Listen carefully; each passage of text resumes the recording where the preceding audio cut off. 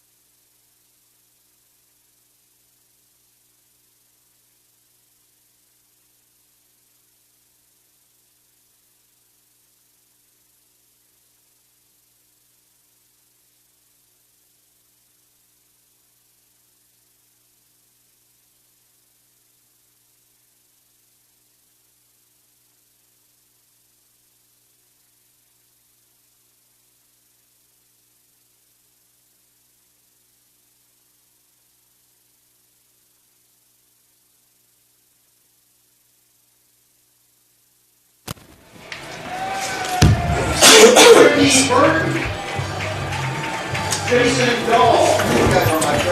Is that on my side? Yeah.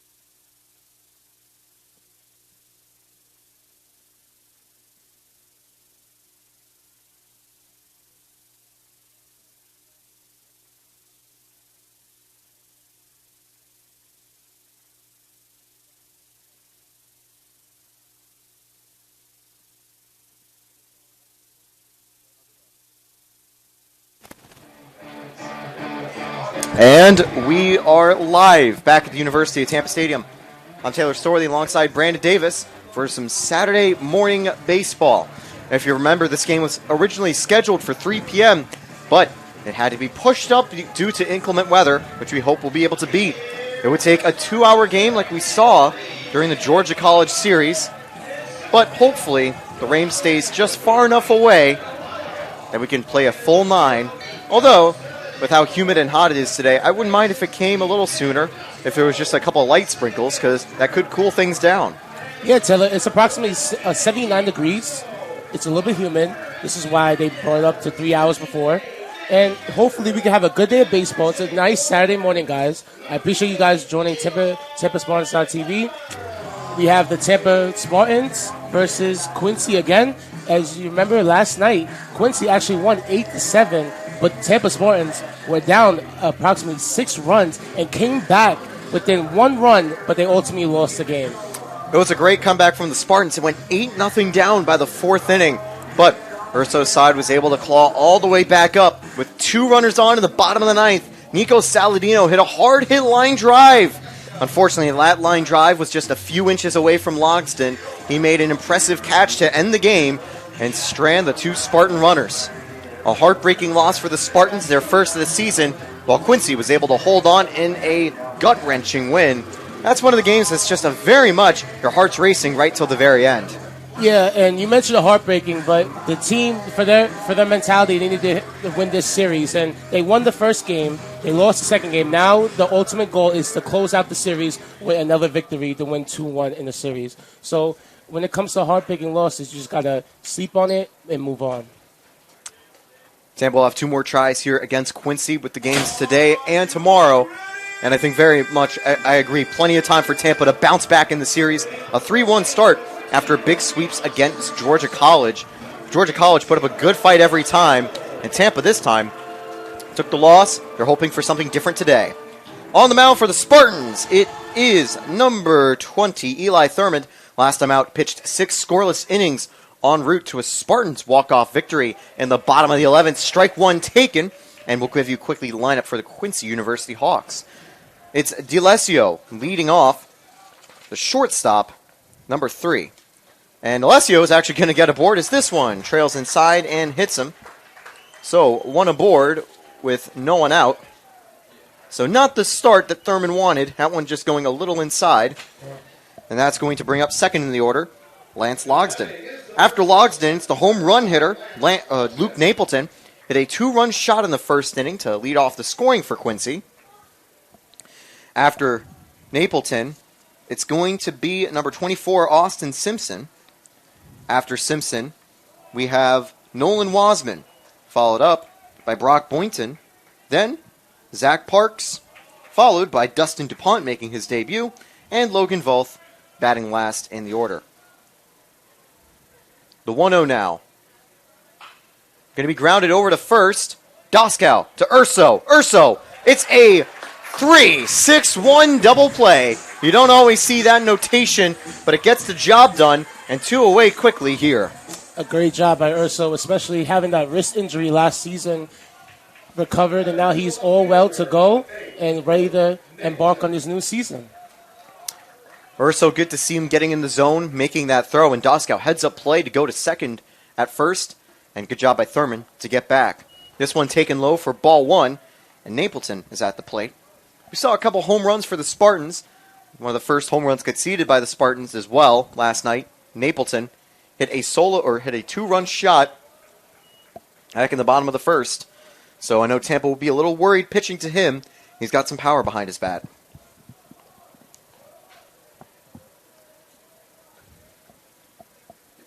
Trio here trying to fool him with an off speed, but he's going to get ahead early. On deck is Simpson. He's the 4-hitter for the Hawks. And he won't get the chance yet. Napleton left just 1 step early. Napleton, the junior from LaGrange, Illinois, and St. Rita High School. Interesting note, Napleton was the catcher last night for Quincy, but now he's playing in left field. How good is that versatility to have out of a player? Yes, indeed, it is.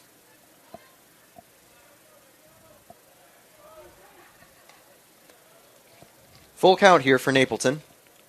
And Thurman will fire from the stretch. Ooh.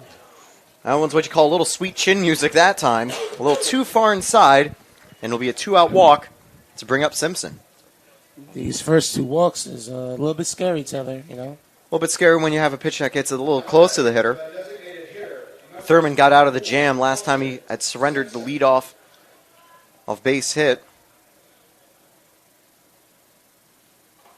Or leadoff hit by pitch, actually.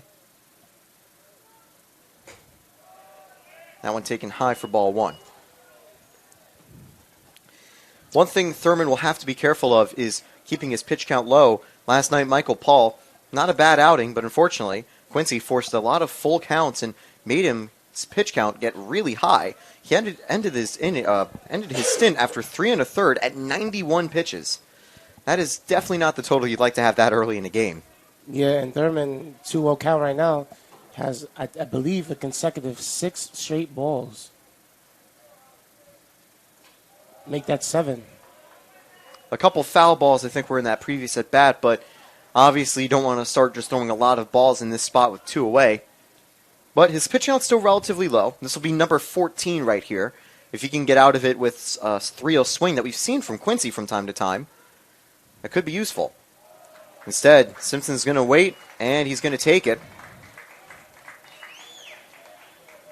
And so 4 straight balls. We're going to see a little meeting on the mound. It's not Coach Urso coming out here, so obviously not going to be a change, but we are just going to see him come out and just try to talk with Thurman, try to get him settled down. He only needs 1 out. Trust the fielders. Trust the fielders, trust your team. It's not the morning that you wanted, but you have 2 men on base, 2 outs, just close out the inning and move on. Wasman at the plate now, the third baseman from Palmyra, Missouri. Also was previously at the University of Missouri, graduate student. Quincy were able to score 2 in the first inning previously off the home run by Napleton. Napleton could be scoring a run again with a ball into the outfield. 2 outs, everyone will be running. We'll take a quick look defensively for the Spartans. Saladino back in left field. He was moved there when Tampa was making some pinch hits and changes throughout the lineup. Jordan Lala playing in center, E.J. Cumbo in right. Nunez at third, Urso at short, part of that double play. Earhart at second, Doskow at first. Gutcher forming the battery alongside Thurmond, with Garavito today playing as the designated hitter. Thurman ready to face off against Wasman. This one's going to be grounded over to Nunez, and Nunez will get the force out at third to end the inning. Thurman did exactly what he needed, got the first pitch out, 2 aboard, and 2 sat down. That'll end the top of the first, still tied, as Tampa will get their first chance to get on the board. We'll be back right after this. College sports. There's light at the end of the tunnel. A return to normal, and all we love about sports. You've instilled resilience, focus, and selflessness in us. We've put those lessons to work. We've found strength and unity in each other. You continue to take us places we never imagined. You bring out the best in us. So when we look forward, we see the light at the end of the tunnel. We see a better world for all of us. And for college. Get some more action.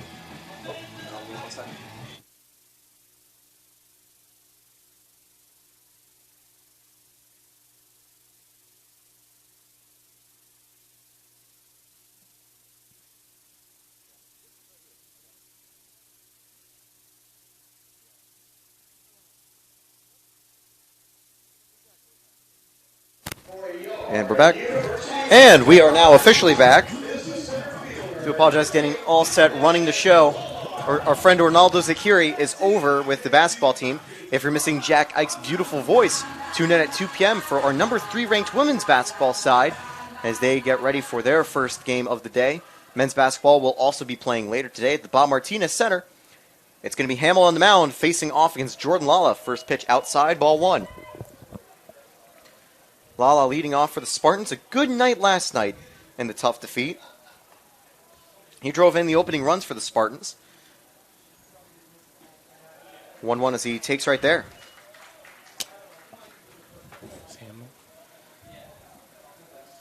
Here we are in the bottom of the first. And now we've got ourselves a 1-1 count. Jordan Lala. Fouled back. It's 1-2.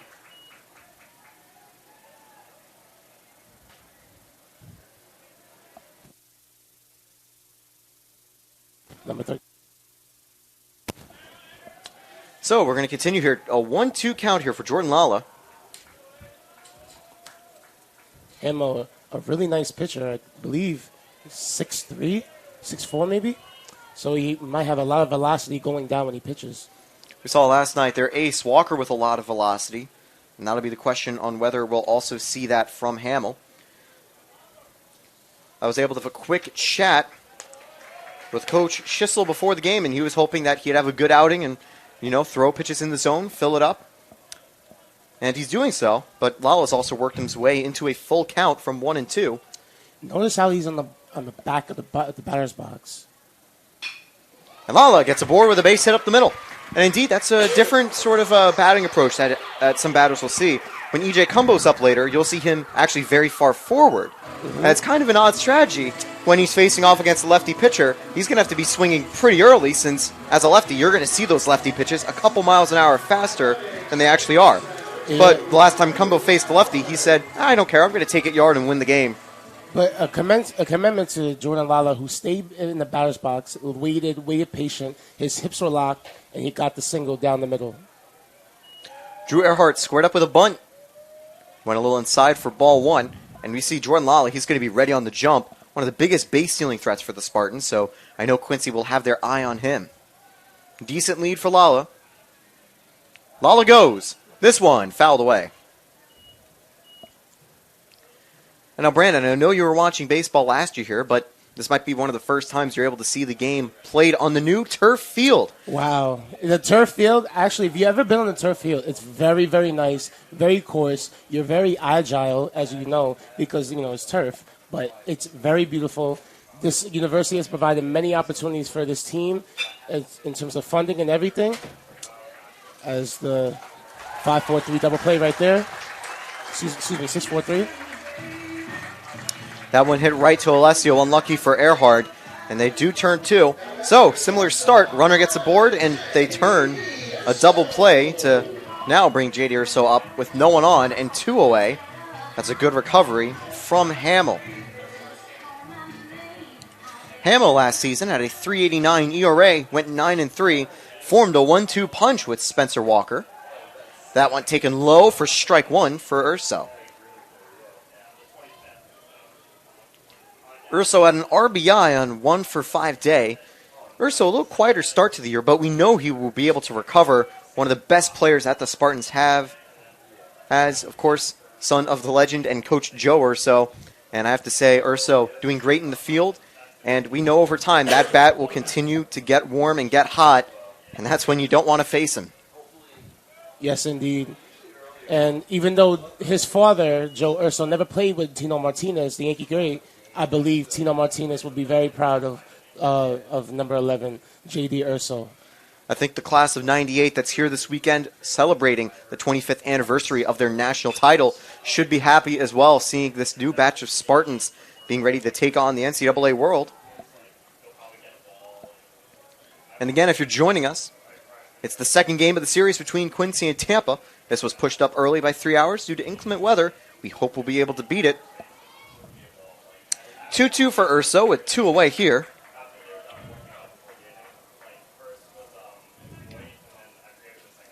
That one just misses. In the previous game, Brandon, the outside two-seam fastball fooled Urso a few times, and he got rung up on a couple times looking. Yeah, it's a common trait for the batter to be, a little bit jumpy, a little bit anxious, and they tend to lunge. So that time it misses, and Urso gets on with a walk. I realized I forgot to do this at the start of the inning, so let me run quickly through the Spartans' order. We already saw Lala get aboard. Earhart, an unfortunate double play. Urso drew a walk, and now it's going to be E.J. Cumbo up. The lefty junior hit the walk-off to close off the series against Georgia College. He'll be followed by Garavito playing at DH. Then Nunez, Doskow, Saladino, and Gutcher making his second start for the Spartans. Yes, the cleanup hitter from Long Island, New York, is a very, very deadly weapon for the Tampa Bay Spartans. And he's been relatively consistent over the past 3 years for the Tampa Spartans. I think consistent is a good word. Last night, he had a really solid night. Got on base with a walk and went 2 for 4, including coming home once as a run. That one's low, and the count will now go to 2-0 here with a runner aboard. If a runner's on and I don't see it always on the stream, I do apologize. I have to run double duty once again with the stream. Now, as we continue, this one gets inside again. It's a 3-0 count now for E.J. Cumbo. And so at a similar spot, we could very well see 2 walks once the the no-out double play had happened.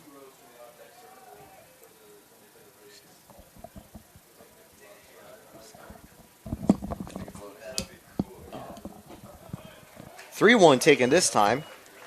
The two-seam fastball breaking a little inside. I believe this is going to be a high count for both pitchers, Taylor, this game. Wouldn't you agree? I believe so. These pitchers are good, but both teams had great hitting nights last night, so I'd be surprised if we truly saw just a true pitcher's duel. We'll also have to wonder how the heat will affect both teams. Quincy, of course, it's very humid, and they're out playing in entirely black uniforms. Yeah. That's very heat conductive. A lot of the staff here is wearing those shirts as well. I wore a red shirt today to try to combat the heat, and it hasn't helped that much. Well, I'm wearing black, so I guess that was a shot towards me. Nah, it was a shot to everyone, too. I know Tom Colby, who runs the show here, is also wearing it, although I'm pretty sure he's in the cool building of the Bob Martinez Center right now. Very lucky indeed. Yeah, it's a great turnout today. You have a lot of family and friends from the local area. You also have people from Illinois.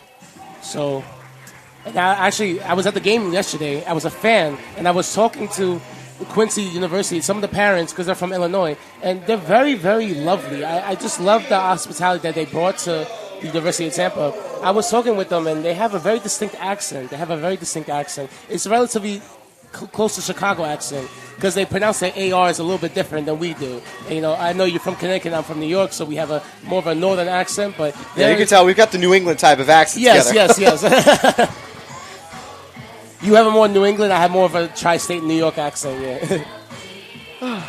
Always fun to see the differences in regional dialects, and obviously you'll see a mix for when down in Florida, because it is a haven for a lot of people from New England to come down and retire here in beautiful Florida.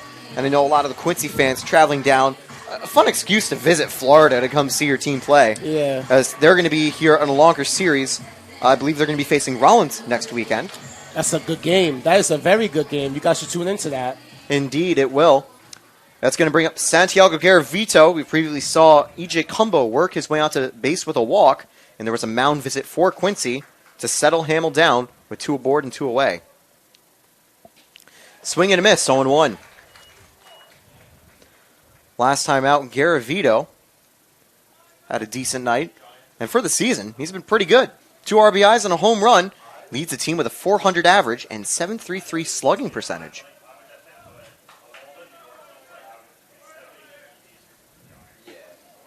It's going to go to a 1-1 count as he takes that slider just outside.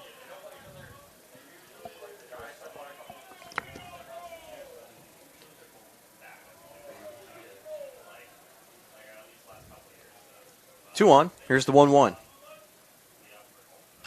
This one popped up, and it should end the inning if they can track it in the cloudy sky, and they do. So Tampa in the same spot as Quincy, strand 2 runners with 2 away after an initial double play. Really weird, pretty much an exact same inning for both teams as we enter the top of the second, still tied. Only difference, Tampa was able to get 1 hit instead of that hit by pitch. They'll be back with the second inning.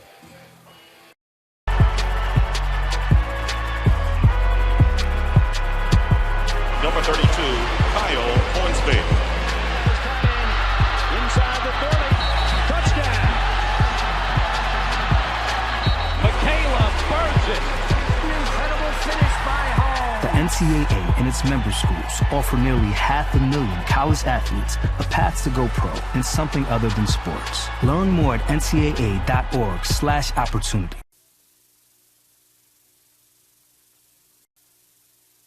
Being a champion takes more than talent, more than the perfect pass, more than using your head. Being a champion takes the spirit to always push harder. And we are back at the University of Tampa. Start of the second inning. Due up for Quincy will be Boynton, Parks, and DuPont. First pitch taken high for ball one. Eli Thurmond staying on the mound here. I mean, obviously, he's only at 15 pitches from that first inning. He had a good start last time for the Spartans. He went 6 innings with 4 strikeouts. He's a new Spartan from State College, Florida.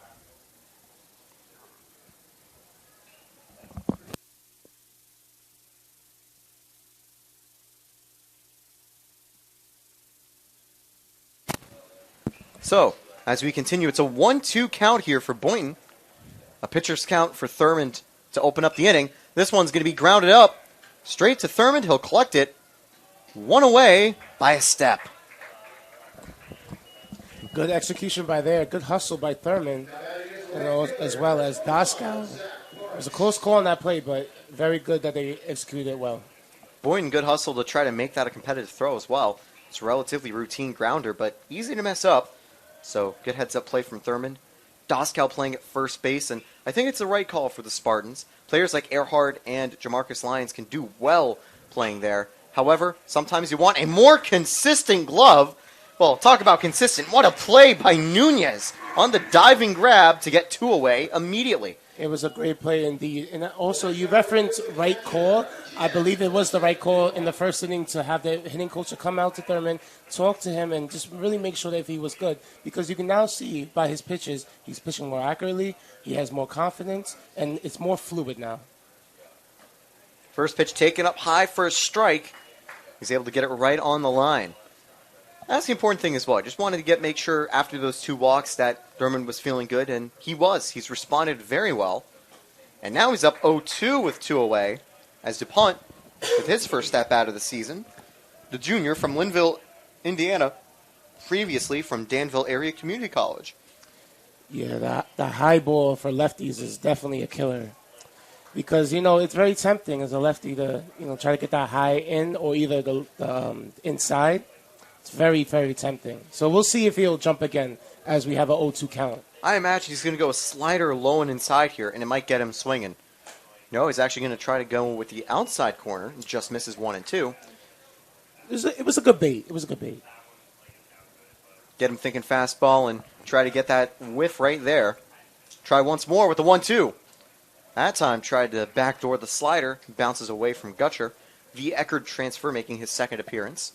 As we see Dalton Ross run out to get that one. Actually, I do apologize. It wasn't Dalton Ross this time. I mentioned that because he usually is there. Instead, it was actually number 39. I have to imagine that it's Ashton Polkel for the Spartans. He has been shifting, I think, back and forth from 37 to 39. I believe if we see him on the mound, he will be wearing the 39 today. 39 for Quincy. Cruz Meyer had a couple innings in relief last time. Now, full count here with 2 away, fouled away, and we're going to go again.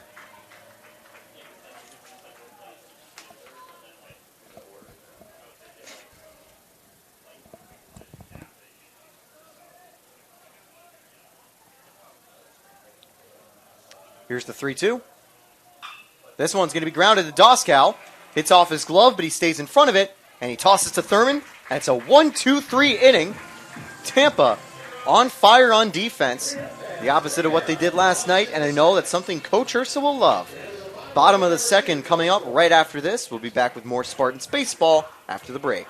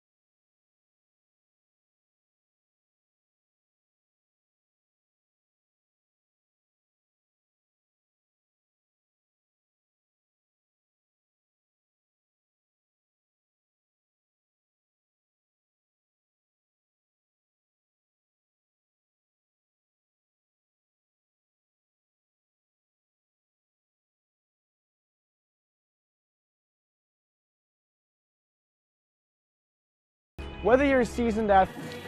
And we are back. Bottom of the second inning here at the University of Tampa. Spartans and Quincy currently tied. Hamill on the mound. Mentioned a little bit of his stats earlier this season. Hamill, 88 innings pitched last year, 87 strikeouts to 16 walks. Better at strikeouts than his counterpart, Spencer Walker. Another important stat I think that's interesting. 18 hit by pitches. It was fitting that he actually didn't have one in the first inning. Rather, it was Thurman who accidentally got a little too close to one of the Quincy hitters. This first pitch taken by Nunez, who made a great play to end the previous inning, or one of the outs in the previous inning, as he's now 1-1 in the count. Look at his very distinct stance. You see how he's right in the middle. He's low, ready to lock and load. He's ready to hit that ball to right field. That one taken with the off speed. It's 1-2. And indeed, as a lefty, you got to expect he'll pull it. The shift being banned in college play. So even though you might see players shifting a little bit, you can't be too aggressive with it.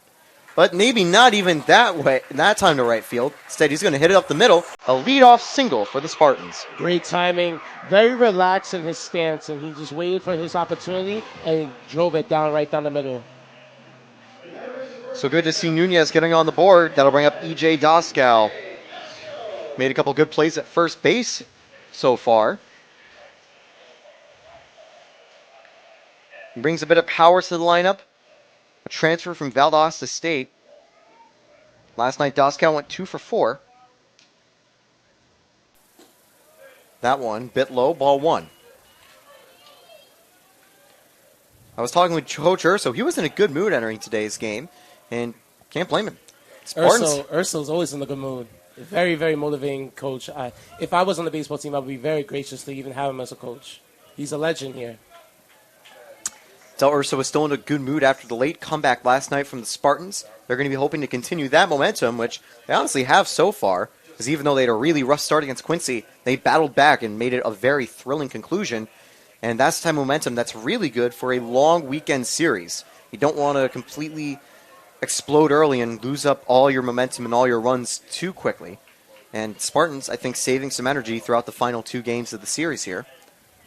Count now 3-0. Doskow gets on 4 straight pitches. Now this could be where Tampa has an advantage.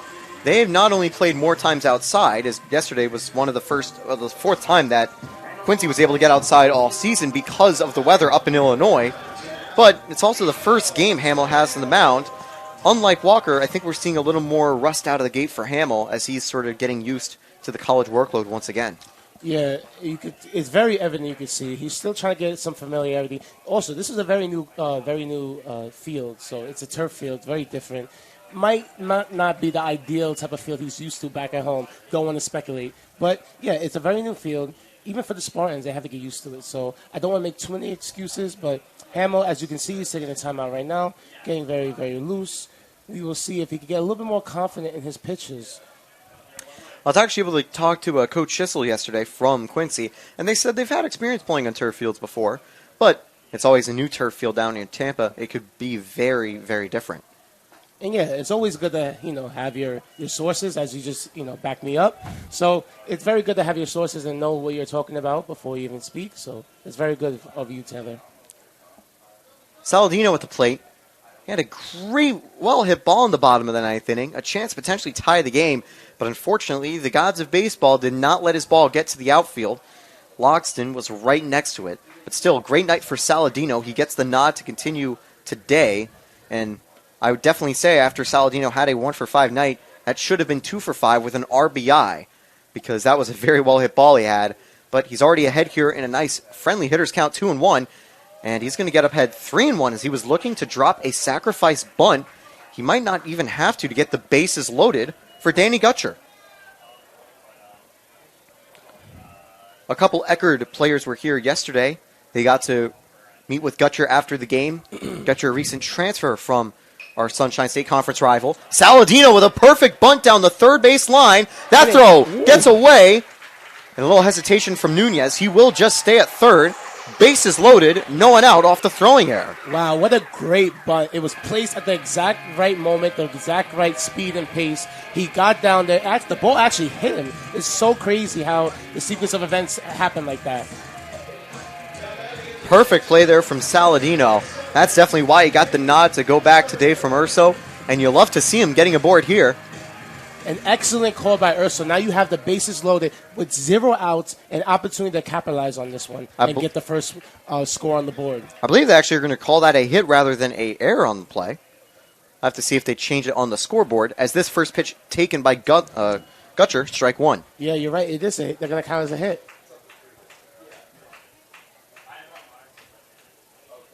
Gutcher hit over 300 with 3 home runs and 29 RBIs last season with Eckerd.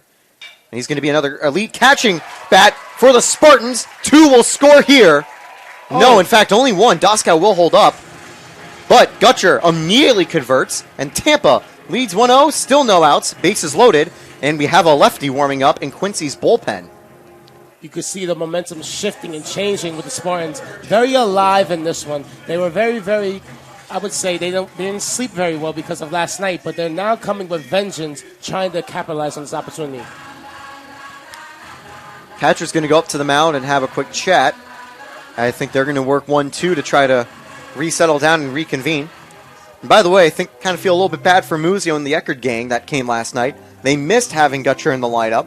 Today, Gutcher immediately responds with a single, so hopefully they're going to be watching on the live stream to see their former teammate do well, and that'll be a fun matchup. Gutcher, Muzio, and the rest of the Eckerd gang later this season here at Tampa Spartan Stadium. They'll have a 3-game series, and I'm not sure. I think Spartans could be playing them on the road as well. I'd have to check. But will be fun to see. I was with Eckerd's Joe Muzio over the summer in an internship I had up in New York. Now Lala up with the bases loaded. Lala is going to ground this one to second. Quincy turns one. Lala beats the throw. It's a sacrifice RBI on a fielder's choice. 1 away, runners at the corners. Spartans lead by 2.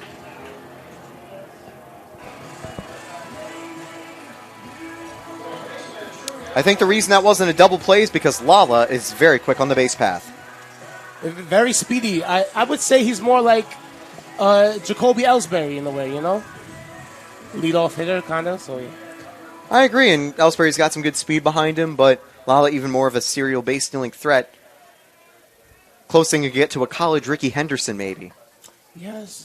Because also, Lala has a little power behind his bat. He's not going to be hitting 20 home runs a season, but last year, he was able to hit 1 out of the park.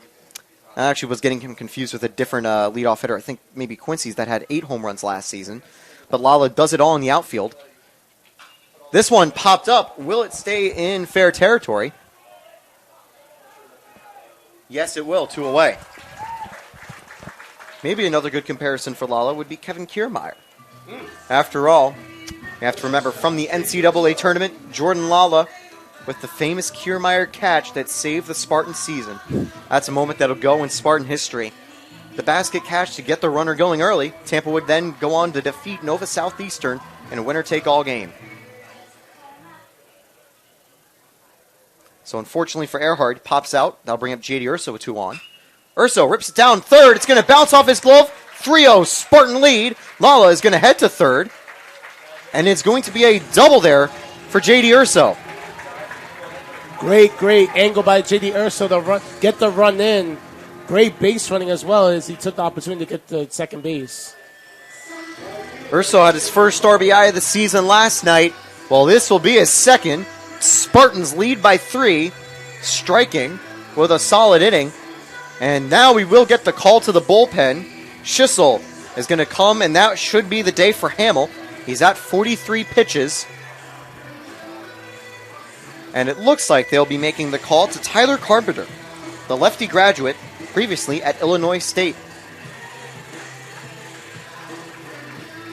So we'll be right back with the new pitcher entering the game shortly. You're watching Tampa Baseball on Tampa Spartans TV. This is the University of Tampa.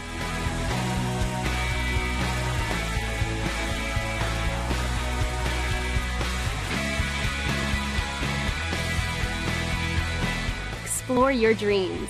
Discover your talents. Get ready to invent, innovate, and be a leader. This is the University of Tampa. And we are back at the University of Tampa. And indeed, it is Carpenter entering the game for Quincy. Tyler Carpenter was with the team last season.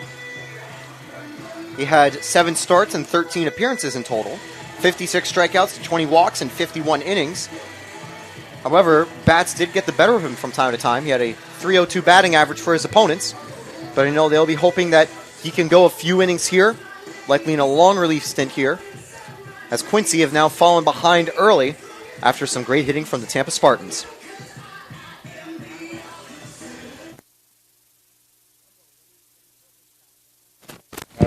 So when he comes So up. now batting for the Spartans in just a minute, E.J. Cumbo, and mind giving us a little preview of what Cumbo's done so far this season. Yeah, so a total of 18 at-bats, .333 batting average with an OBP, on-base percentage of .368, so it's very good. His slugging percentage is a little bit lower than last season at .556, but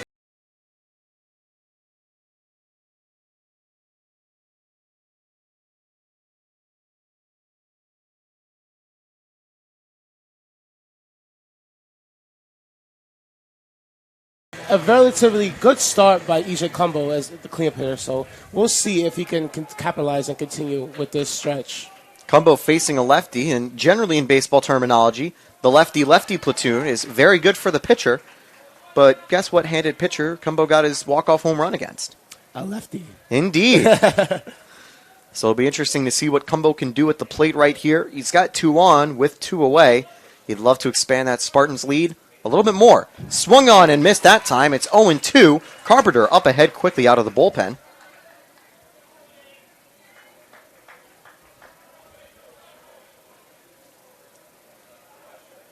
Carpenter's got his sign. And ooh, that one went a little too far inside and hits Cumbo on the elbow. So that will be his second walk of the season. I would say he's very fortunate to get out of this situation. He was very anxious, you can see it. But good for the Spartans to get him on base and get the momentum going to get another additional run on the play. Now, the base is loaded, as you can see. Urso at second. You have Lala at third. And now you have Cumbo at first.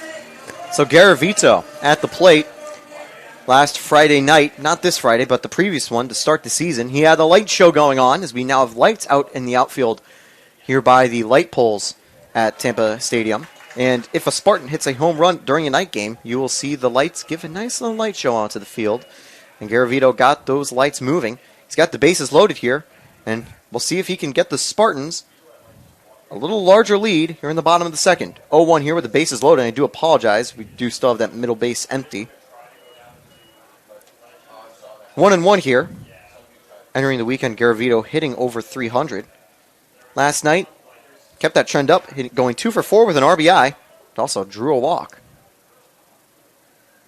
Here's the 1-1 from Carpenter. High, 2-1.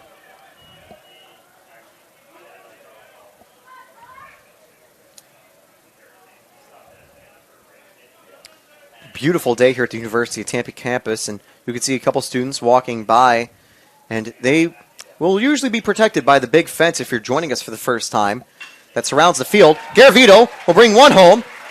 Now rounding and heading home will be Urso. The throw not in time. It's a 2 RBI single for Garavito. Spartans lead by 5. Spartans very, very patient on the play. They're angling and hitting the ball well on the opposite end of the field, and they're just getting the runs in. A great, great smart decisions by Garavito and also J.D. Urso for getting in the second run. Today, the Spartans finding the good hitting that Quincy had last night and keeping that momentum when they came back from the bottom of the 4th inning with 7 runs unanswered. That number in a row now is up to 12 with this 5-run second inning. Here's Anthony Nunez. Runners at the corners. First pitch taken, strike the slider going back door.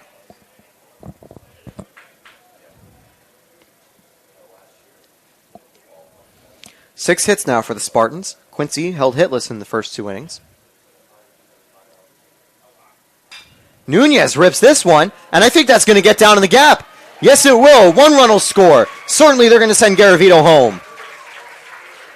It's a 2-out, 2 RBI double, and the Spartans are up by 7. Wow. What an inning from the Spartans.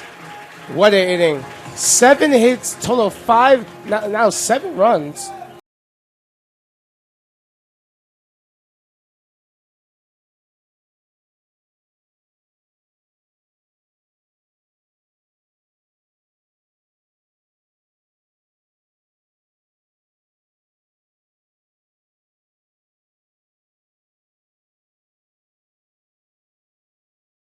I don't want to guarantee it, but we'll see what this inning concludes to as we have a runner in scoring position on second and Dasko up to bat. Dasko drew a walk and was able to get all the way around the bases last time as he takes strike one here. And last night, Dasko was able to help from the batter's box. Now we'll hope to continue the trends for the Spartans tonight and throughout this inning. Here's the 0-1. Dasko checks up. Did he go? No. Yeah, Dasko. Total at bats, 12. Average of 250 batting average. Doing pretty well. By the way, just mentioning the umpires, behind home plate is Roberto Knox Reyes at first base, and currently behind the pitcher's mound is Matthew Schaefer. Dasko is going to rip this one to the outfield. Is it going to stay in? I think it will. Yes, it's going to get all the way to the wall, though. And it's a gap double. And now it's an 8-0 lead for the Spartans. Splits the outfield and brings a run home. Spartans, again, great timing. This is a testimony to their hitting coaches in practice, just angling and locating well. It's rehearsal to them, and they're just really capitalizing on this and letting the pitch come to them and not being too anxious. The Spartans from last night, 180 degrees different. This is the team that we saw from innings 5 through 9, getting runs on the board. And here, an 8-run second inning, Saladino up for the second time. He scored off the opening single. But this time, that should end the inning as he pops this one up over to third base. Wasman under it. And yes, that will finally end it. 8 runs and 7 hits, and the Spartans take the early lead. And, well, I have to say, that's exactly what you want if you're Coach Urso. If you're Coach Schissel, you're going to be hoping Quincy can replicate the Spartans' comeback. We'll be back with the top of the third right after this. Being a champion takes more than talent, more than the perfect pass, more than using your head. Being a champion takes the spirit to always push harder, the ability to overcome any hurdle, and the fire to be the best. Welcome to Division 2, where the pursuit is yours to create. And the question isn't, can you do it? It's, will you?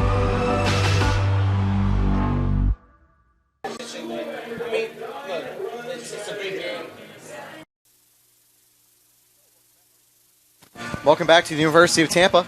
Taylor Storthy alongside Brandon Davis. And Brandon, we were just quickly mentioning during the commercial break, do we prefer a lot of high scoring or do we like a lot of pitching? So you're more a fan of high scoring games? I would say a balance. I mean, I don't want to remain objective, but I would say high scoring games. You know, the fans always love it. Typically, if you're not a baseball fan, you would know that, you know, low scoring game is due to good pitching, but it's relatively boring to them if they're not accustomed to watching baseball. But as baseball fans, we all love just different varieties of games, whether it's high scoring, low pitching, good pitching, bad pitching. We all love baseball itself. So I would say, to answer your question, I would say high scoring. I think it's kind of a mix. There's sometimes good pitchers duels, and sometimes it's maybe just more weaker hitting. Let's see if Eli Thurman could give us a mixture today with good pitching for the Spartans alongside some electric bats. If you're just missing us, that is indeed 8 runs on the board. The Spartans bats exactly found what they needed to, replicating what Quincy did last night when they got off to an early 8-0 lead. It's now a 1-2 count here with Volth leading off. He's followed by D'Alessio and Logsdon later. The 8-9, 1-2 hitters.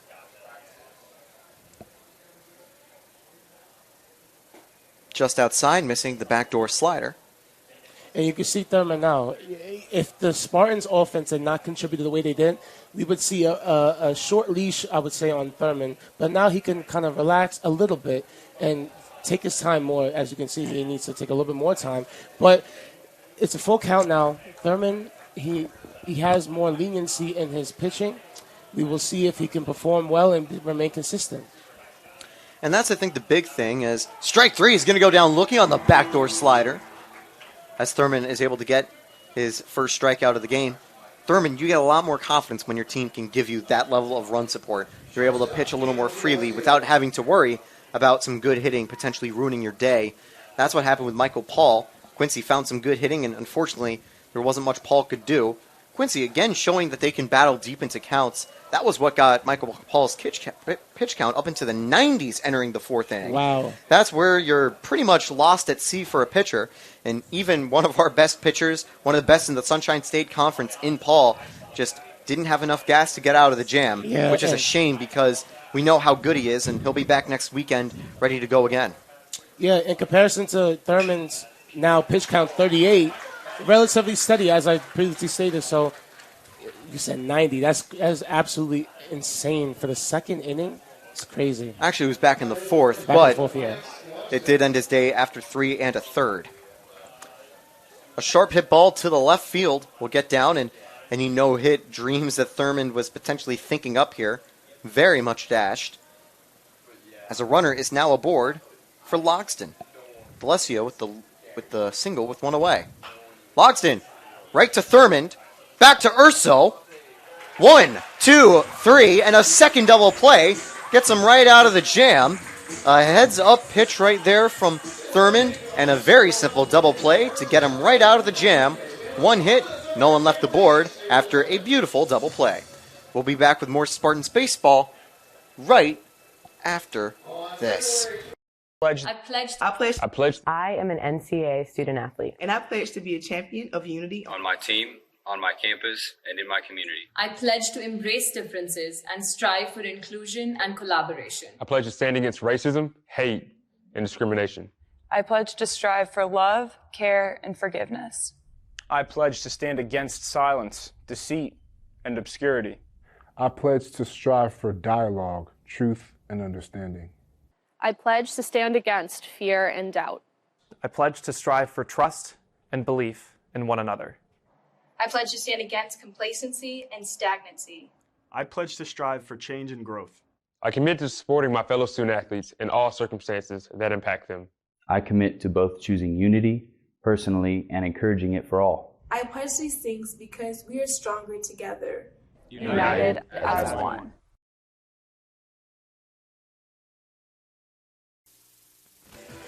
We're back at the University of Tampa. Taylor Storley alongside Brandon Davis. Bottom of the third inning for the Spartans. Gutcher, Lala, and Earhart due up. We'll quickly give you a rundown of who's in the field for Quincy. Forgot to mention this earlier. DuPont and Carpenter currently forming the battery. Logsdon at first, Voth at second. D'Alessio at third, D'Alessio at short, Wasman at third. Napleton in left field, Boynton in center, and Parks in right. Napleton was the catcher last night. He's out in the field tonight. Gutcher had an RBI single last time he was up. He would also be stranded to end the inning previously. 1-0 taken here to open the bottom of the third. Spartans saw the entire order hit, and Saladino even got a second at bat.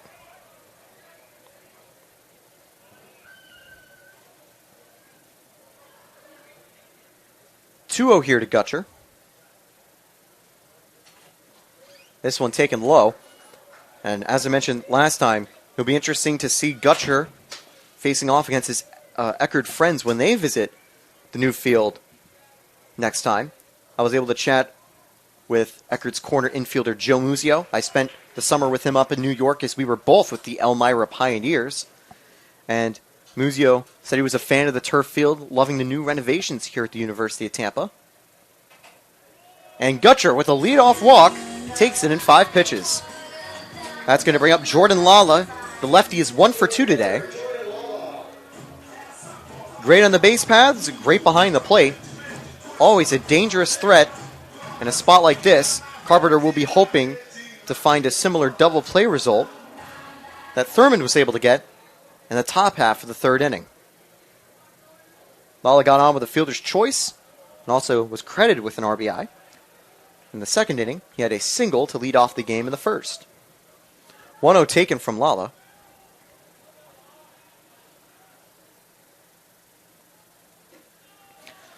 Another one low, it's 2-0.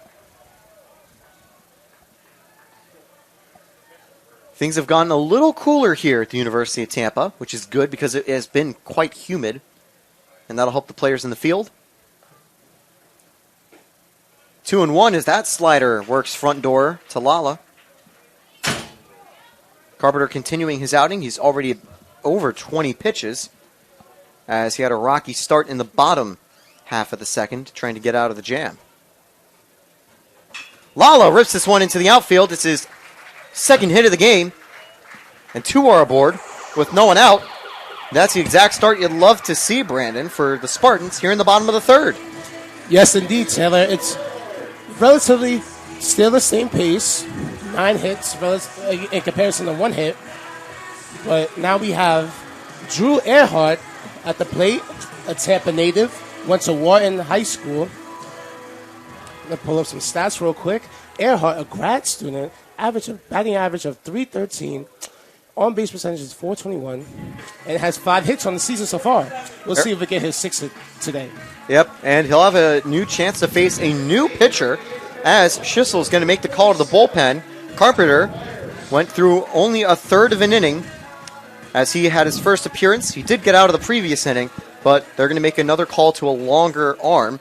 I believe it'll be Joe Byers, the senior from Ransom, Illinois, entering the game, and we'll be quiet for a second as he warms up.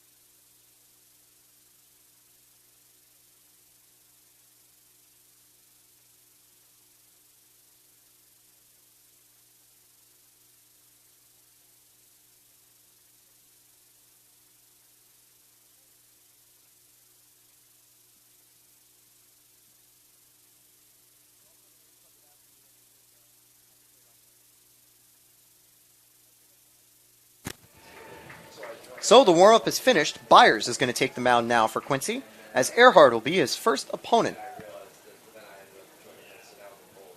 Last season, Byers with a .270 ERA as, that's what you call just a bit inside.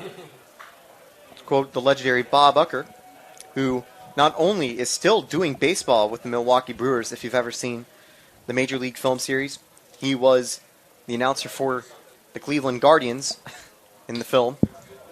But great to see him still going at, I believe, 89 years old. Wow, that's crazy. I was going to say you sound more like John Sterling. You know John Sterling, the Yep. radio announcer? I'm honored because I'm a Yankee fan. We're both Yankee fans. We'll be excited to see the Yankees getting back to work. And actually, earlier this season, funny to mention it, Spring Oswaldo training. Cabrera visited the University of Tampa campus for a practice. Wonder if any other potential Rays players or even Yankees players that are in town might be visiting our Tampa Spartans at the field. Maybe we get to see a return for Tampa Bay minor leaguer Hayden Erb, who, of course, was the ace of the Spartans rotation, one of the best pitchers in Division II baseball last season. He's going to be in the minor league levels for the Rays, and hopefully the Rays pitching lab can fashion him to be another elite ace to add to their rotation. 2-1 here for Earhart with 2 aboard and no one out. That was a filthy slider, getting him locked up, 2-2.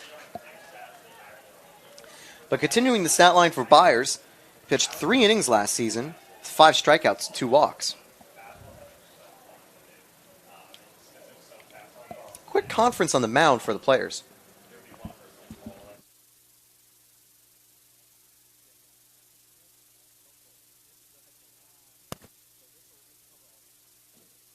Let's take a...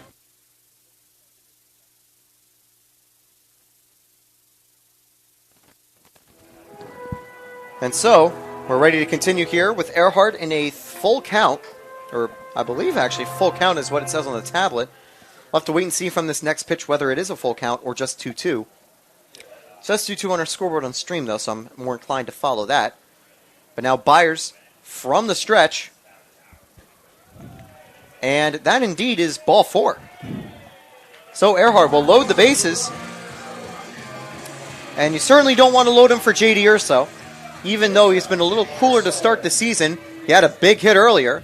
And if he could convert again, well, the Spartans would be in very much La-La land, as Lala would be able to make it potentially home from second. Yeah, Urso, total of 3 hits on the season. Only 1 RBI, but he has the potential of getting 2 RBIs right now. He had one earlier in the game, and this will be 1 RBI no matter what, as it is a sacrifice double play. Moves a runner to third, and the Spartans lead by 9. But for Byers, that will crucially get him 2 outs. A good 6-4-3 double play on that one by Quincy. The only concede 1 run. Could have potentially been 2. As you can see, the umpire got in the way by there. But fortunate for Quincy to get that out. Very crucial, as they only have 1 more out to close the inning. It's a little malfunction on the scoreboard, guys. Yeah, you can take a look out there. Tampa did not score 9 runs this inning, at the very least, not yet, as they only lead by 9-0. So I do hope that fans looking out there aren't thinking, oh no, we've got a repeat of that Spring Hill tournament game where the Spartans won by a game that you'd call a lot to a little. 0-2 here with 2 opening breaking balls to E.J. Cumbo. He was walked and hit by pitch to start his game. This is his first at-bat. And wow, okay, so the stream is also saying 17-0. That is very much incorrect. We apologize. It is 9-0. Well, 10-0 now as E.J. Cumbo delivers an RBI single. Well, at least it's correct in double digits. Yep, it is right about double digits as the Spartans get hit number 10. We'll wait for the scoreboard to settle out there. But yeah, it is only 10-0, not 17-0. That'll bring up Santiago Garavito. A great night for him. 1 for 2 with 2 RBIs. Garavito on the season, 400 batting average, total of 4 bats. So he leads the team in batting averages right now. And an OBP of 500. So he's likely to get on base, folks. 1-0 taken low.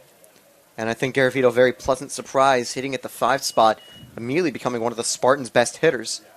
The transfer from Santa Fe. Great work, I'd say, in the recruiting department for the Spartans. Garavito up the middle. And this one's picked up. They'll get the force out at second and get out of the jam. Spartans strike twice as we will enter the 4th inning after this. Tampa leading by 10. Another great start, continuing off the momentum they had from last night. And we'll be back right after this.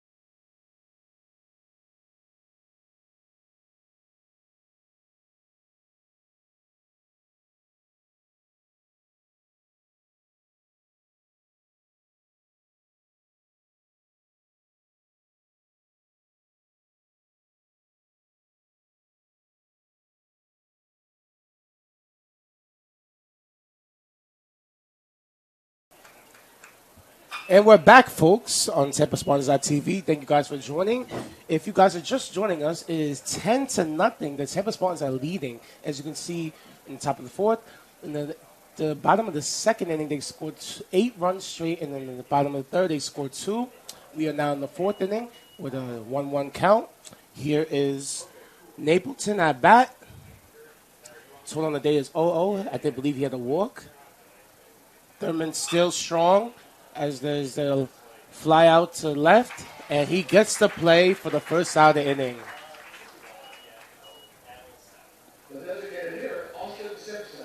Austin Simpson coming out now. Also 0-0 for at bat. Simpson on the season. So I can just pull it up here. Count 1-0.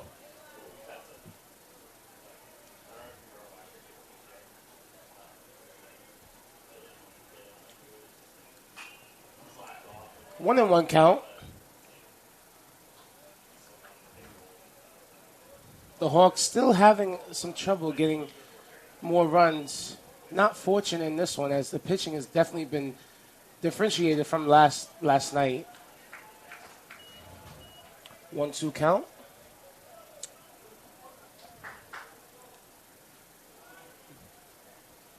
Thurman is pitching excellent. Only 41, now 42 pitch count on the inning. Another fly out to left. 2 outs.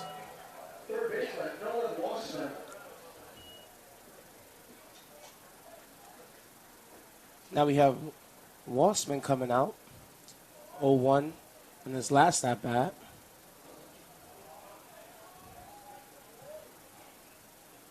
Here's the pitch. Is the ball outside for count 1-0.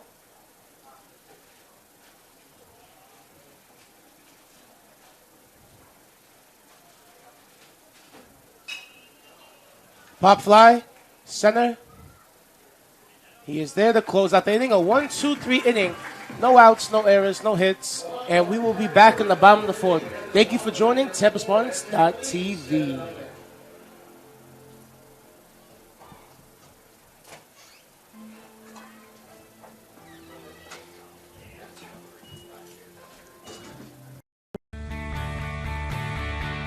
This is the University of Tampa.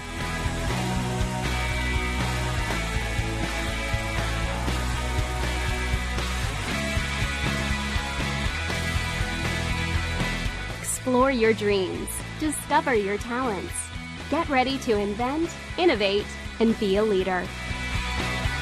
This is the University of Tampa. It's relatively like we could bounce off each other like that. Because honestly, yeah, because you have the breakdown already. You're already set with the... This is the University of Tampa.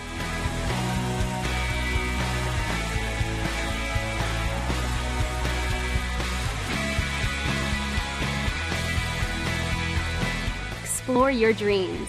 Discover your talents. Get ready to invent, innovate, and be a leader. This is the University of Tampa.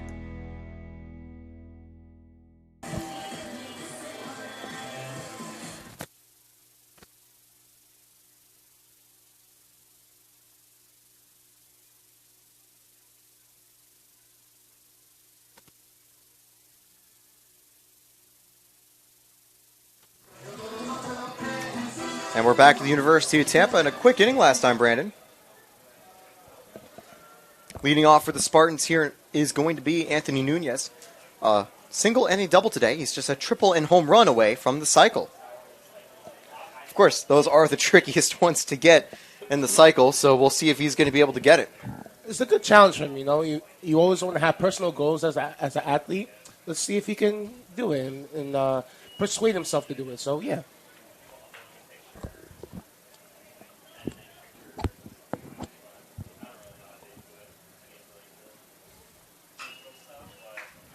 Good rip to right field. To get on the base real quick. It's a good leadoff single there from Nunez. Good leadoff single, yes.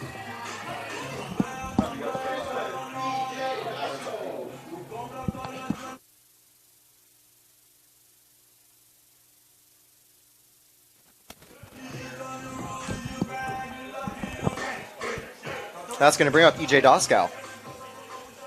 So Doskow, as I previously mentioned, 250 bat average, was 1-1 on his last at bat, so he had a nice single hit. Foul tip right there for 0-1 count. Last season, Brandon had a great season at Valdosta State. He was the Gulf South Conference Player of the Season. The 381 average, 9 home runs, and 1105 OPS. Wow. So look out for that stat for the OPS. It's a very good stat for him. The 1. Good rip to left. A single.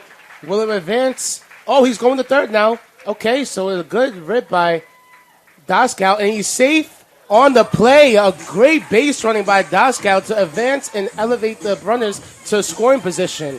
Wow. Just what the doctor ordered. Doskow delivering with a big hit right there. And Saladino, who is currently 1 for 2 today, will get another chance to bring home some RBIs. And that's a good comeback story from last night. He had a good night, and tonight he's got the start, and he's once again delivering. Let Joe Urso cook. Let Saladino get some action on the field. Saladino 1-2 on the night. Looking to get another RBI tonight. 2 runners in scoring position. Here is the old count. 0-1. High outside. Great base running by Nunez, who's at third, consulting with Coach Joe Urso. Saw Saladino drop a bunt earlier. Might try again. Yes, it was that great bunt by Saladino that advanced the runners and made it. I believe there was they were all on the base. I believe he did load the bases with that. He loaded the bases, yes, he did. Saladino had that great bunt right there as the 2-0 count. Here is the pitch. 3-0. Great discipline there from Saladino. No one warming up for Quincy yet. And we do have to mention there is a run-ahead rule. I believe that would go into effect 5th or 6th inning. So, in that case, if Tampa is able to maintain a lead of 10 or more, there's the option to end the game early. And with inclement weather, that might be a smart option to do. Yeah, the mercy rule. Strike. 3-1 count.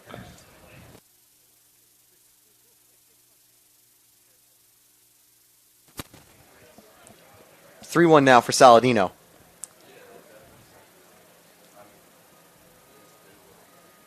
Swing and a miss. Full count now. Saladino, a little bit pacey on now. Now he has to get more aggressive and get some contact on the ball. Now we have a 3-1 count. No outs. 2 men on base in scoring position. Here's the pitch. Foul tipped. Good way to stay alive.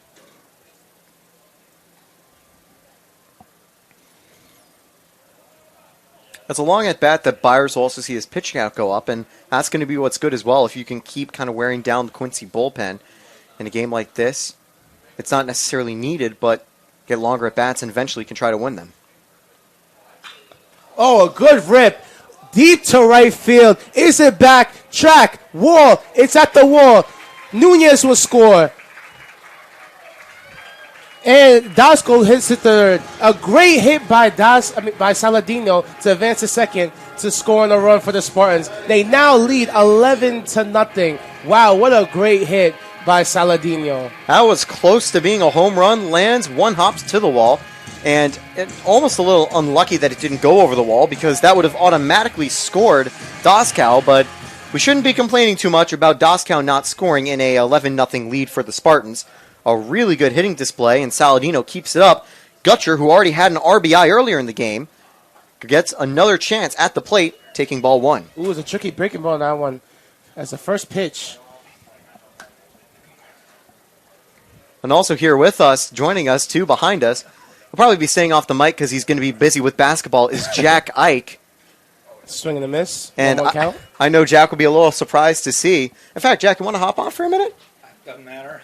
All right, here. I got like 2 minutes. Sounds good. Take my mic for 2. Oh.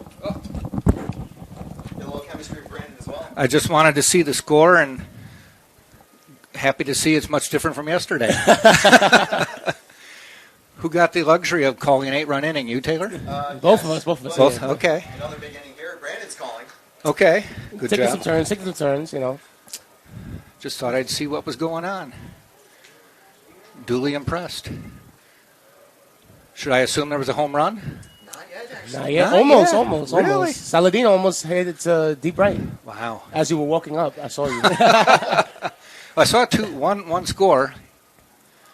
Yeah, I'm heading over to a basketball game, number 3 ranked women's team. We've got a 3rd ranked baseball team here. Make sure you check out that game at 2 p.m. on Tampa Spartans TV. Got a bunch of games going on. That'll be followed by a men's game. The women and men playing Florida Southern, so it's one of those local rivalries. 1-2 count. Foul tipped. I see it's alumni weekend here today. Good crowd. Nice. Brandon, you and I will be doing some games at some point, I understand. Yes, I Correct? believe in the coming weeks we will be doing it. We'll also be doing it in March. So, yes, stay tuned, folks. We'll be on the broadcast. Me, Taylor, Jack. We got a trio going here. Tell you, Taylor's done a heck of a job. Yes, he has. Yes, he has. Not only in baseball, but volleyball. Well, he did volleyball, softball. and I have a friend who does volleyball up in Wisconsin. I'm like, that is a sport I would never want to do. It's so fast. It's very fast. It's very fast, but it's very eventful. As a fan, you want to just be in the moment, so it's very easy to commentate in a way. But the terminology is a little bit different, Yeah. so you have to, get accustomed to that. Ground ball, second shortstop, gets to play for the first out inning, but nevertheless, Daskell scores to increase the lead to 12. Wow. So Lala is up. So we've got pitching and hitting going today. Lala 2 for 3 on the day. Nice.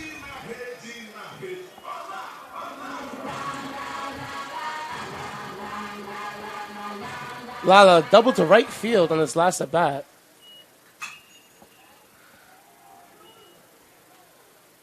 He gets the play. Tagging is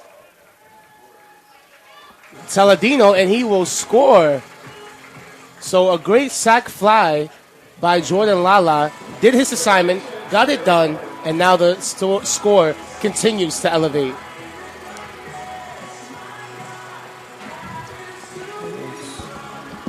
So now we have Drew Earhart coming to the batter's box. Lala gets the job done with some timely hitting there with the sac fly. And indeed, that's going to bring up Drew Earhart with 2 away. Breaking ball inside, 1-0 count.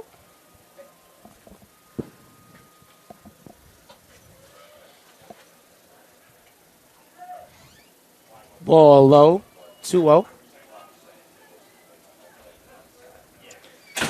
I'd say for the Spartans, this is exactly the game you'll love to have after last night. And even now, I was calling the 8-run inning. You've got a 3-run inning to start out going solo alongside me and Jack doing a little bit of color commentary. 3-0 count.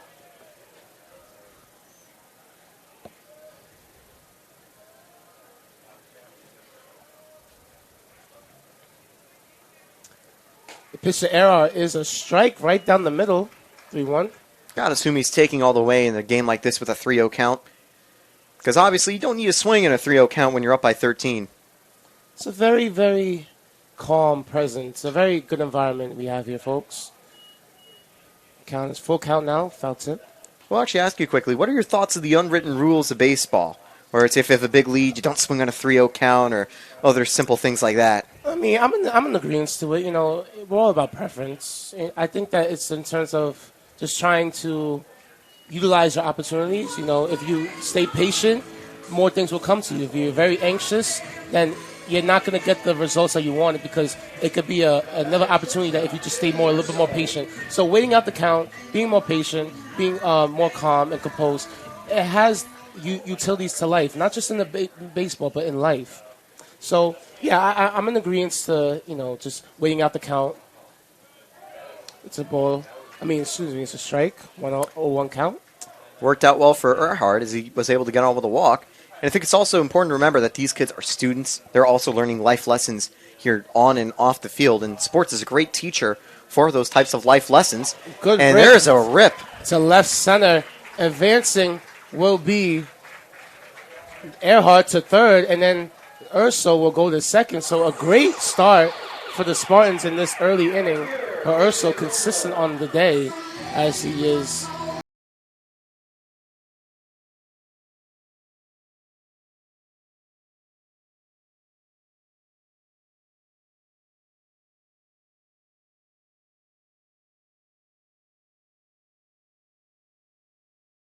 It's actually 2 outs in the inning. There was a ground out and a fly out that both brought in runs earlier. So it is a 2-out spot, not a 1-out spot, which would be even more lucrative with 2 runners in scoring position. A sacrifice would end the inning. Let's see if Cumbo can avoid it.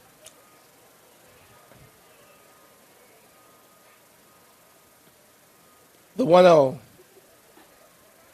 Breaking ball, strike, 1-1.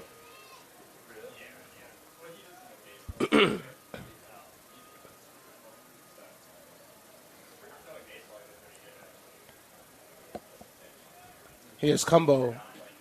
Ball low, 2-1. You mentioned earlier how Lala, I believe, is back further in the batter's box. Keep an eye on Cumbo staying very forward in the batter's box.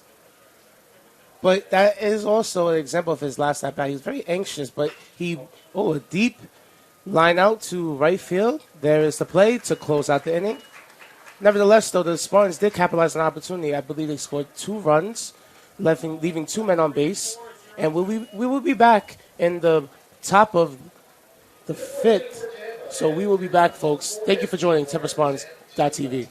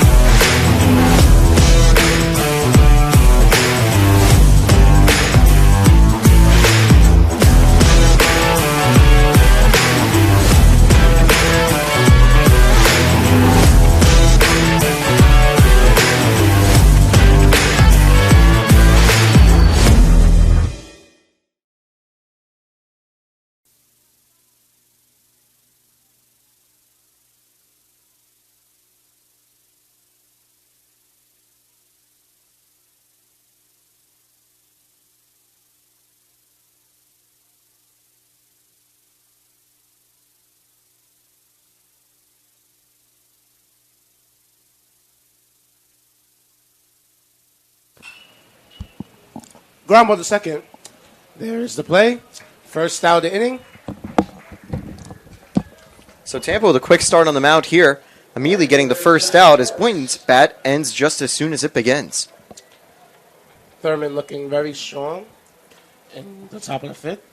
Maybe he could go to the 8th. We'll see.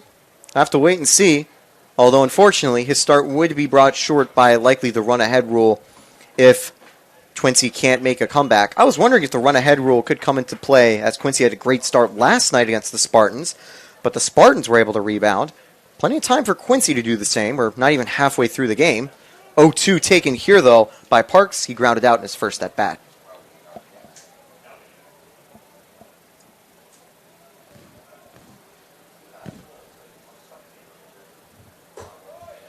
High ball, 1-2 count.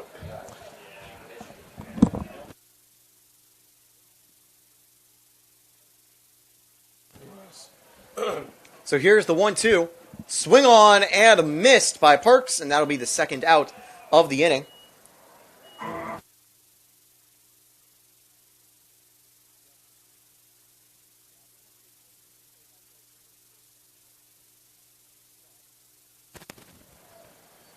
Now at the plate here will be DuPont. He was out in his previous at-bat. And 2 away here, facing off against Thurman. Strike 1 taken. Quincy's bats just not finding a lot of success today. They were able to draw 2 walks early and got a hit not too long ago. But Thurman, another great outing on the mound. This one's going to be ripped to right field. It's going to drop in front of Cumbo for a 2-out single. That's a nice timely piece of hitting that Quincy, I think, desperately needed. I'll bring up Volth, the lefty who's 0 for 1 today.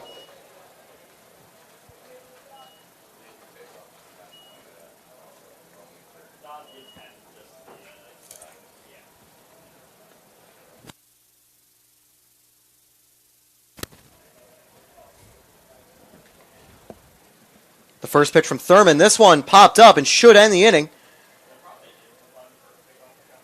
Lala under it makes the play. 1, 2, 3, a single, but the fourth batter is retired with a quick pop out. Another great inning from Thurman as we enter the bottom of the fifth inning. We'll be back with more Tampa Spartans baseball right after this.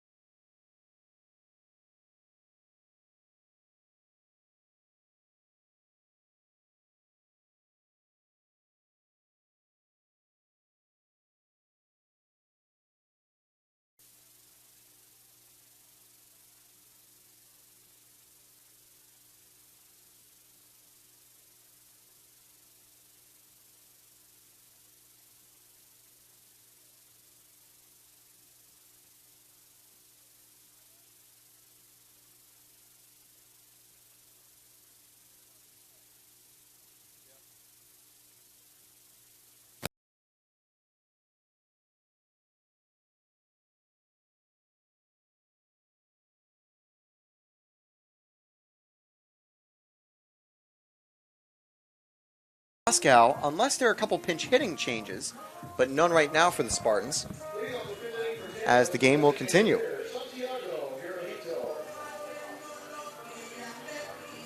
Last season at Santa Fe, Garavito, a 1,000 fielding percentage, a .319 average, and 3 home runs. And he has been replicating and done even better so far with the Spartans. Tonight, he has been 1 for 3. Fielder's choice was how he got aboard last time.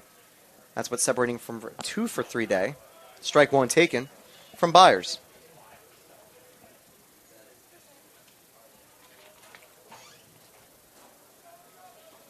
Tampa looking to convert again here. This one fouled away. It's 0-2.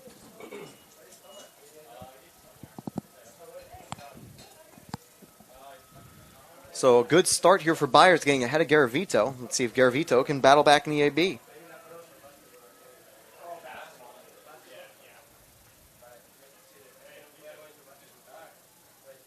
Garavito's going to rip this one into the outfield. I think it'll get down. Yes, it will. A leadoff single for the Spartans. Good outing by Garavito now. He is, I believe, 2 for 4 now. Good at bat relatively for the duration of the baseball game by Garavito. He has, I believe, multiple RBIs on this night. And Garavito, one of the most profound members on this Tampa Spartans baseball team, is just continuing to prove the coach right. Nunez also doing so. He's 3 for 3 with 2 RBIs. Definitely one of the top performers today. And you mentioned earlier, one of the team leaders in average. Nunez is going to take ball 1 just inside. No one warming up for Quincy. They're going to let Byers keep just eating some innings and saving the rest of the Quincy bullpen here. This one popped up by Byers. It's going to drift into foul territory. It is within play, and it will be caught for the first out by Wasman.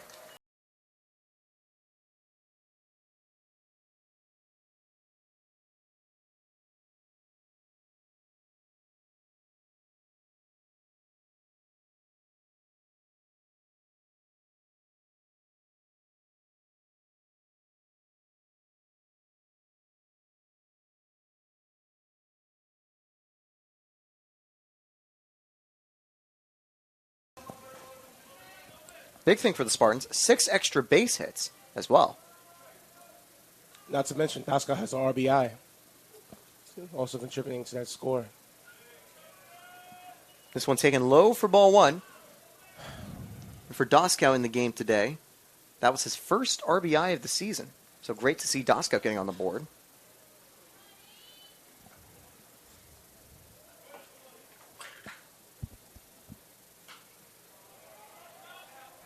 This one fouled back. Is it playable?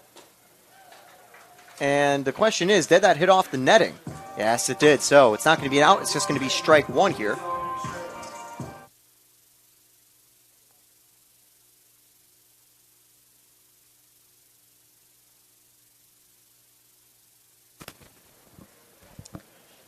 It's now 1-1 count here for Daskow.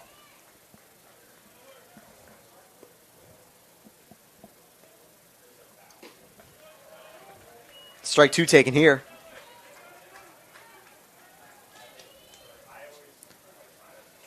So Byers getting ahead here. And yeah, that was a little confusing because we can't see all the way up the net, but the ball rolled off the net directly into DuPont's glove, but that's already out of play. Swing and a miss at the slider in the dirt. 2-0 here now in the bottom of the fifth. That's going to bring up Saladino once more. He's 2 for 3 today. A single, a double, and a pop-out. And last time he had a very good hit, Brandon. Yeah, very good hit. Saladino, great base running as well as he scored off of that sac fly by Combo. That one taken inside for ball one. With this high score, we might see some pitch runners or pinch hitters coming in the late innings for the Spartans. I'd not be surprised if they did make a few of those changes. 1-1 here. But for now, Urso keeping the main core in. 1:32 p.m. Could be seeing rain today, which is why it's good the final games are going to be the basketball ones at the Bob Martinez Center as the count goes 2-1. Those will be starting at 2. You can check it out. Jack Ike, who was here for a few minutes not too long ago, will be there. As we get to see another number 3 team in the nation, Tampa, a school with a lot of sports success. 2-1. Just inside 3-1 here for Saladino. Gutcher on deck. He's 1 for 2 today. For Quincy, if they can get out of this, it's very likely we'd see their 1-2-3 hitters coming up.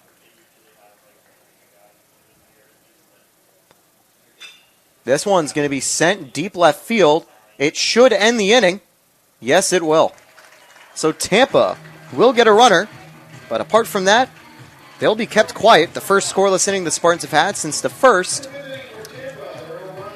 And we will be back right after the break as we get ready for the top of the 6th inning coming up shortly.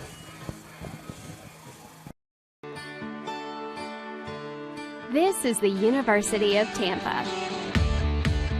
UT students travel from across the nation and around the globe to join a dynamic learning community.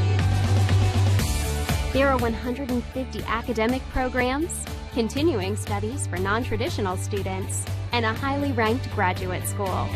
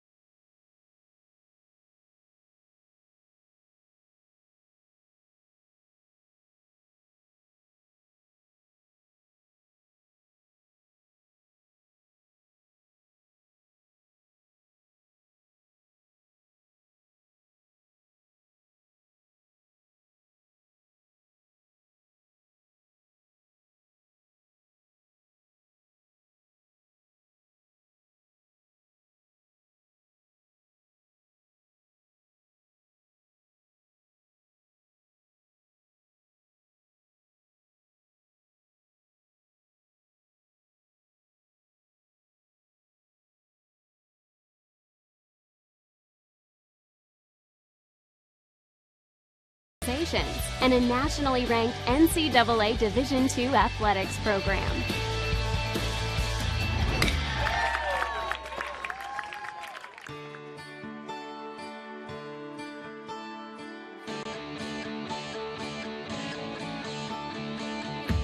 The UT experience begins with No need to ask, he's a smooth operator. Skylo Gonzalez. He's going to make his Spartans debut. Actually, he might have pitched a little bit earlier. I do apologize if so. Yes, he actually did. He was able to get the win in his previous outing. 2 innings, 2 strikeouts, and a walk. And his first pitch here is going to be ball 1. Thurman's day will be done after 5, and Skyler Gonzalez will get the call here. At Polk State, he had a 2.47 ERA in 54 innings last season. Quite a bit of stuff, though. He was able to record 48 strikeouts to 25 walks. 2-0 count here to D'Alessio. He's 1 for 1 today with a hit by pitch and single. 2-1 here as this one's taken for strike 1. And if you're just joining us, Brandon, if you're just joining us, Brandon, we've had a really fun day today. Really fun day. Really eventful day. Oh, a great play by Daskal to get that line out. Wow. Great diving grab to prevent it from going to the outfield. Great range showed there. Daskal's had a pretty good day at the plate, but now showcasing talent in the field as well. It's not only talent, but athleticism. So it's a testimony to their athletic trainer because they're really, unloading the hip mobility to be able to even get that play. So really good reflexes by Daskal. Logsdon, after a great day previously, not a great one today. He's had 2 double plays in his first 2 at-bats. But this one, it's going to go deep. Not deep enough. Cumbo's under it. 2 away. Good tracking by Cumbo. Saw it right there. He was in great position. Got the play. Easy out by Cumbo. But some good pop behind it right there. And that's the thing what you want to do. Get the balls in play and don't fall victim to too many strikeouts. In fact, Quincy's only struck out twice in the entire game so far. Tampa's they've only struck out once. It's ironic. It's really ironic because they only have 2 hits. So. Last night we saw the Spartan staff record over 15 strikeouts in what was a very exciting game. But today they have been able to get a lot of balls in play, leading to strong fielding from the Spartans. Quincy have done a good job fielding, but a lot of the hits from Tampa getting perfectly into the gaps or dropping in front of the outfield. 1-1 count here as that one's taken for ball 1. It's Napleton up, walked and lined out in his first 2 at-bats. 1-2 here as he takes this one inside.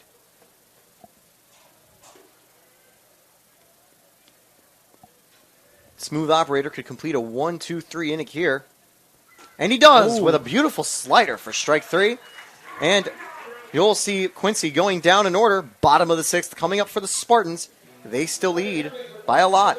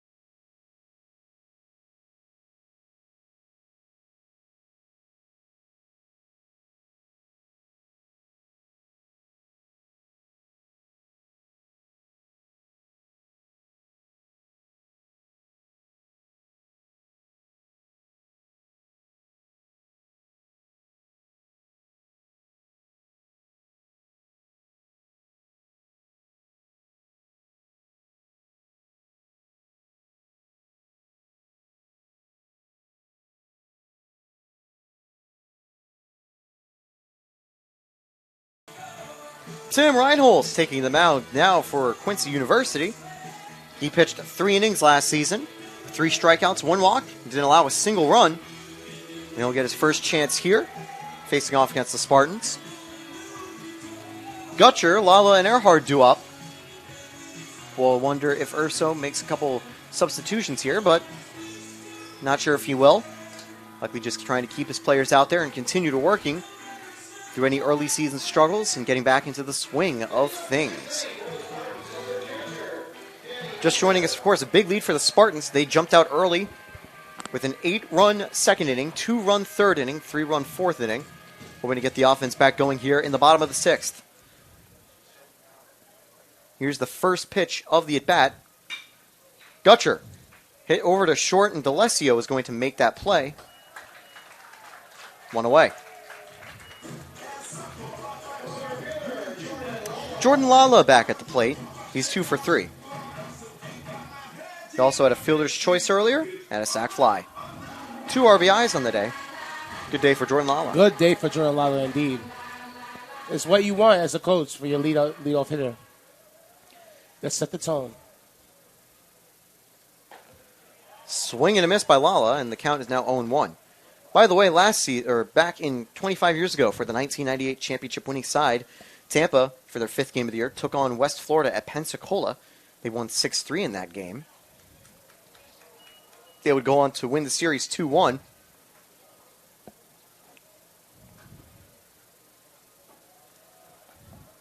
But that's about 25 years ago, and members of that championship-winning side have been in attendance this weekend to see the Spartans have a really good game. 2-1 count now here to Jordan Lala. Lala rips this one to second. Picked up on the hop, and that'll be out number 2. Good play by Voth. And a good start from Reinholz on the mound. That brings up Drew Earhart, 0 for 2 today with 2 walks.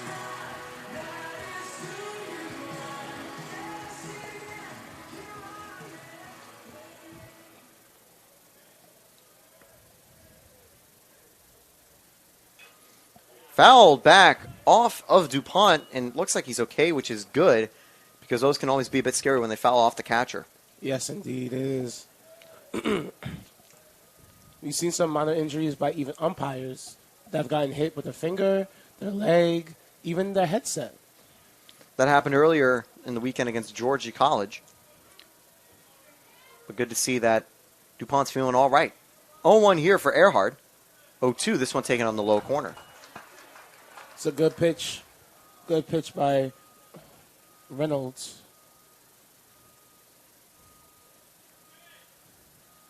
Here's the 0-2. Earhart pops this one up.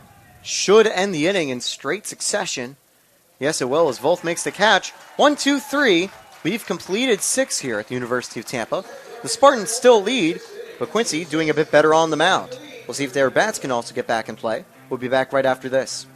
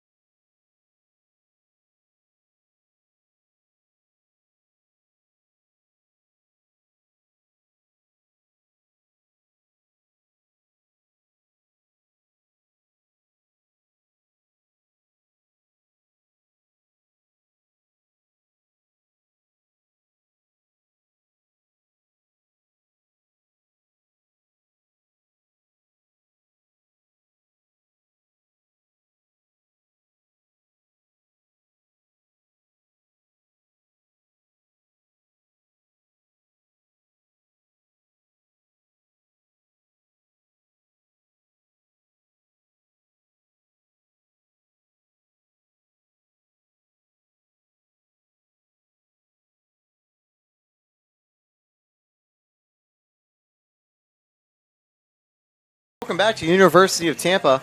You're watching Spartans Baseball on Tampa Spartans TV. I'm Taylor Storthy alongside Brandon Davis. 25 years ago, Brandon, Tampa won the 1998 national title. Wow, 25 years. It's been crazy. 25 years, 1998. It feels so far away. But nevertheless, keep going. And indeed. So, want to tell us more about how Tampa was able to defeat Kennesaw State in the national championship game? This one deflects right off of Gonzalez for the first out. Yeah, so Tampa Spartans, as usual, they dominated this game. Good pitching, by the way. Only allowed 4 hits. They won 6-1. Had total of 14 hits themselves and no errors at all. 6 RBIs on the play. You had Angel Diaz, the catcher, coming in with 2 RBIs. You had Ronnie Merrill Jr., the shortstop, coming in with 3 RBIs, also 3 hits, so you 3 for 5. You also had Miguel Menendez coming in for 2 for 4. Luis Martinez 3 for 4. Excuse me. And yeah, just now the board, you can just see how they dominate with the pitching. Mike Valdez, 9 innings, 4 hits, only allowed 1 run, and then only 1 walk off of 4 strikeouts, and only gave up 1 home run. So a very dominating force. You know, baseball is always dictated by pitching. And you can see, even from the last game last night, how Quincy was dominating in pitching. And now it's the flip side, how Tampa's dominating in pitching. So we all know, as a baseball fanatic, as a savant, baseball is always dictated by pitching. So congrats to the 1998 Tampa Spartans for winning that national championship 25 years ago.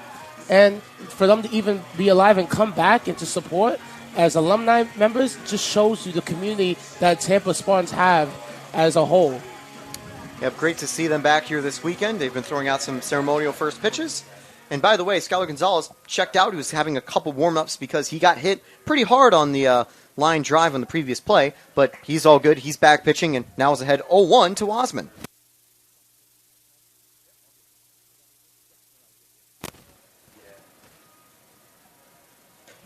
That one taken high. It's 1-1.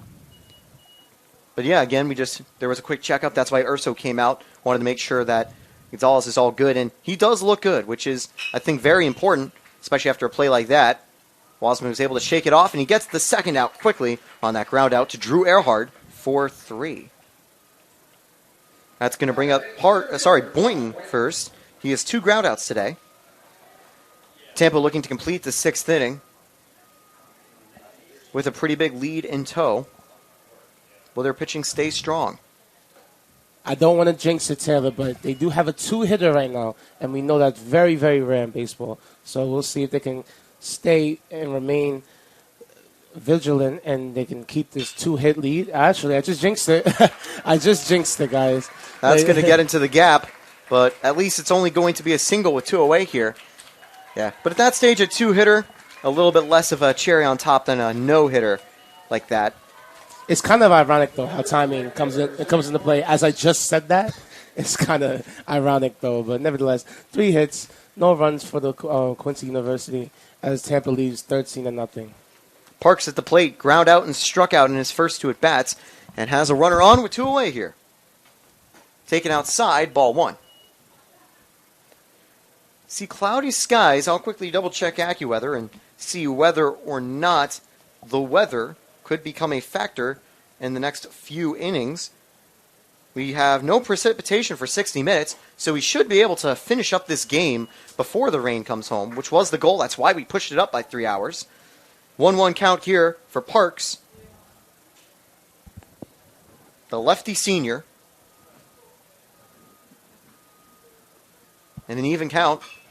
This one fouls off himself. It's 1-2. Notice how he's choking up on the bat, really trying to get contact on that. It doesn't want that much heavy weight as he puts his hands down.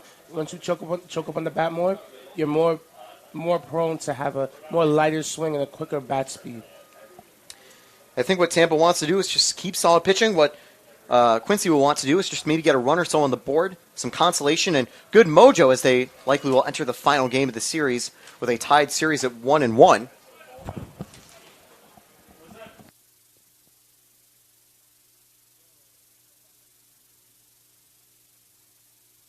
Wild pitch gets behind. Runner gets to second. 2-2 count here with 2 away. Gonzalez wants strikeout. Can he get number 2? This one's going to be fouled away, so the inning stays alive. Again, make sure to join us tomorrow, Sunday at 12 noon.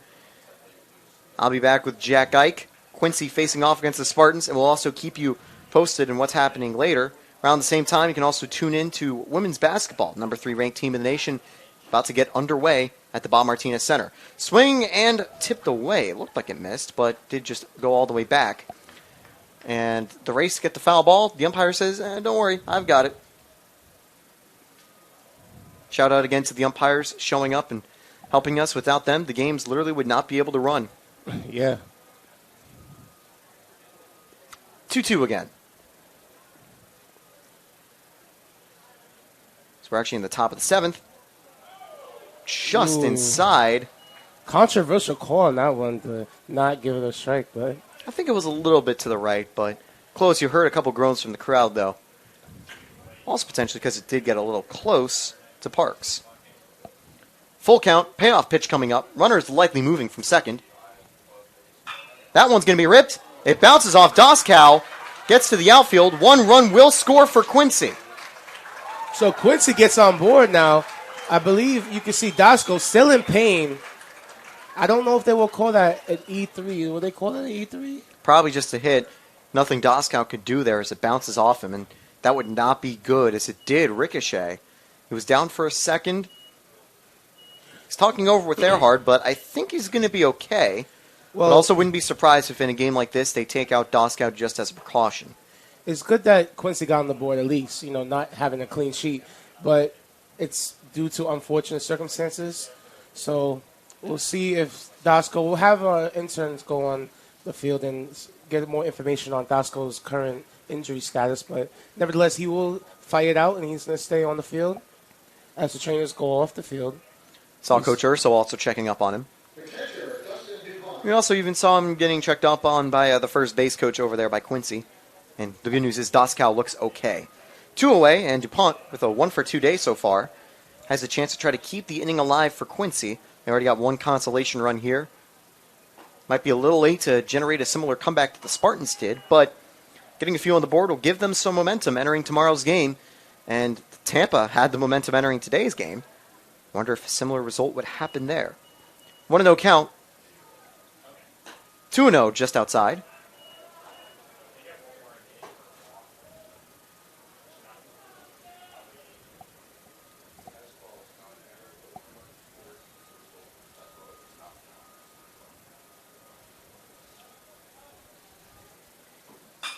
This one's going to be hit to center field. Lala tracking, and it's just going to settle down in front of him. 2 aboard with 2 away. Some nice 2-out hitting from the Hawks. They'll bring up Wolf.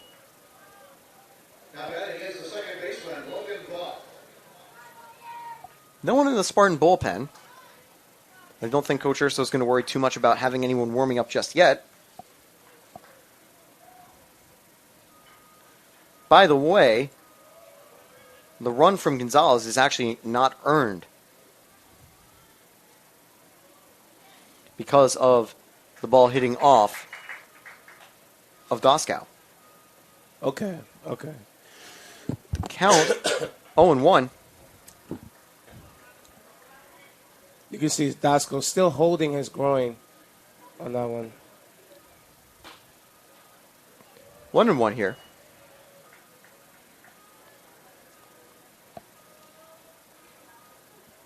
Yeah, he's still in pain. Looking to play through it, which is good, though. Now the 1-1. That one lands in the zone, 1-2. 1 strike away from getting out of the jam. And obviously not the world's scariest of situations for Tampa with a pretty comfortable lead. But I know Gonzalez would like to keep the damage just to 1 from the inning.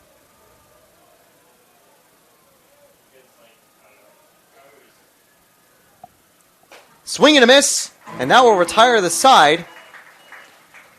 I believe we'll be heading to the bottom of the 7th. With Tampa leading 13-1. Quincy did get on the board. We'll be back right after this. Welcome to the University of Tampa. In this video, I'll be giving you an overview of our beautiful...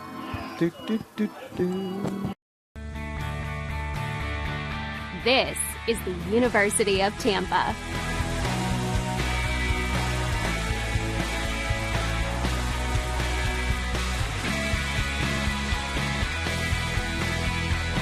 Explore your dreams. Discover your talents. Get ready to invent, innovate, and be a leader. This is the University of Tampa.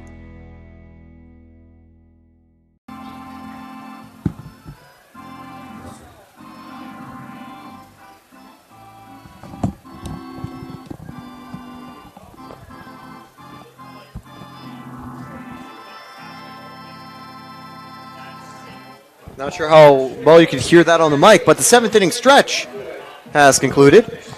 As we're ready to continue, Reinhold still on the mound. He had a quick 8-pitch inning, retiring 3 Spartan batters in order. Urso, Cumbo.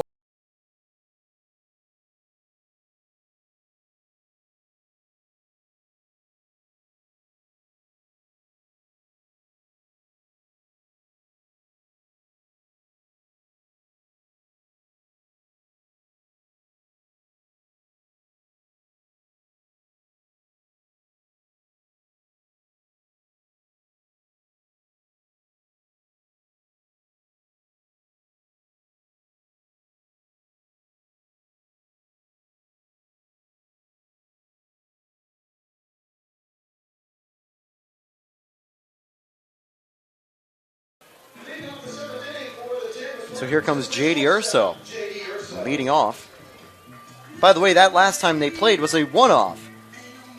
On March 7th, 2009. You know what's really funny? Tampa won 13-3. So their second game facing Quincy, they win 13-3.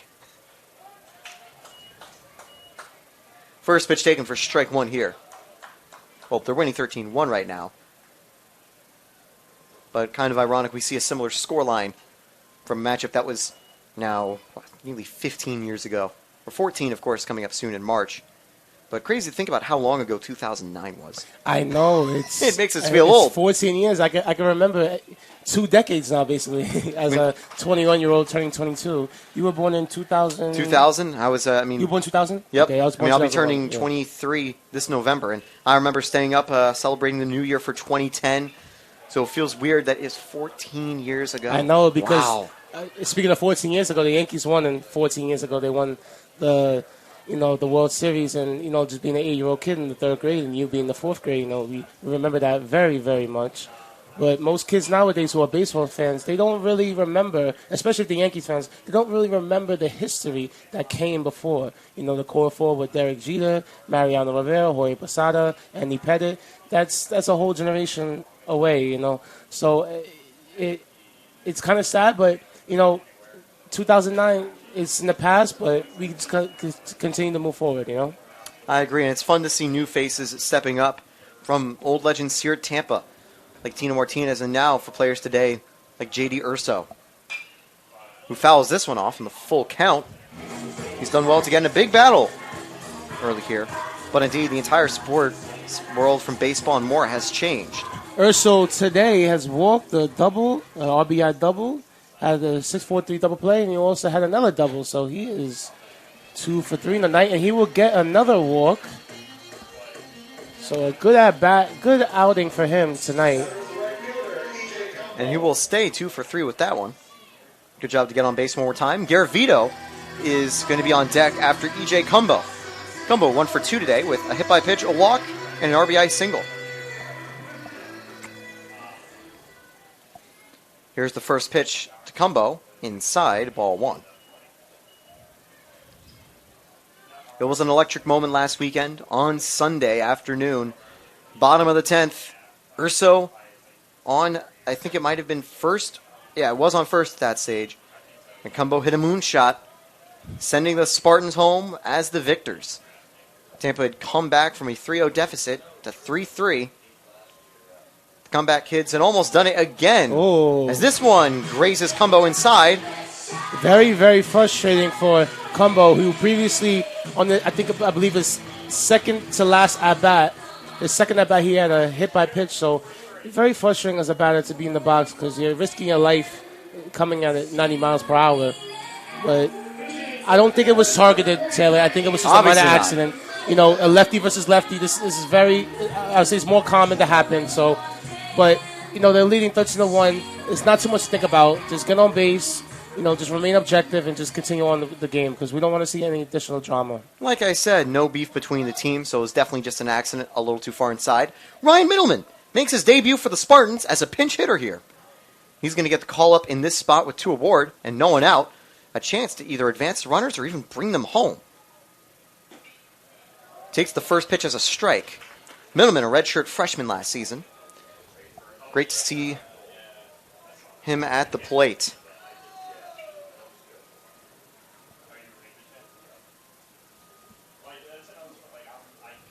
This one's going to be grounded to second will get the runner to third. They turn one, they turn two.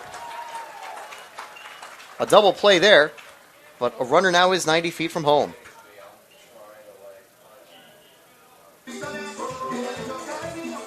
Anthony Nunez won't be brought on as a pinch hitter. He's going to stay at the plate here. A 3-for-4 day. One of the best Spartans tonight. And he's going to be looking to bring Urso home and expand that Spartan lead. A single, a double, a single, and a foul ball fly out. 1-0.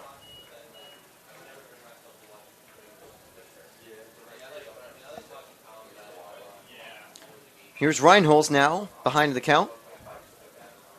That one finds the zone a little low, and I think Nunez did feel it was low, but also in a game like this, the umps might have a slightly larger strike zone, giving pitchers a little more benefit of the doubt to work with.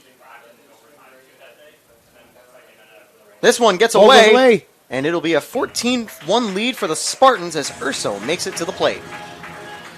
Good job by Urso. Now going to be remaining smart and very perspicacious of him to even know to have the instinctual knowledge to even go and get onto the home plate to score for the 14th run.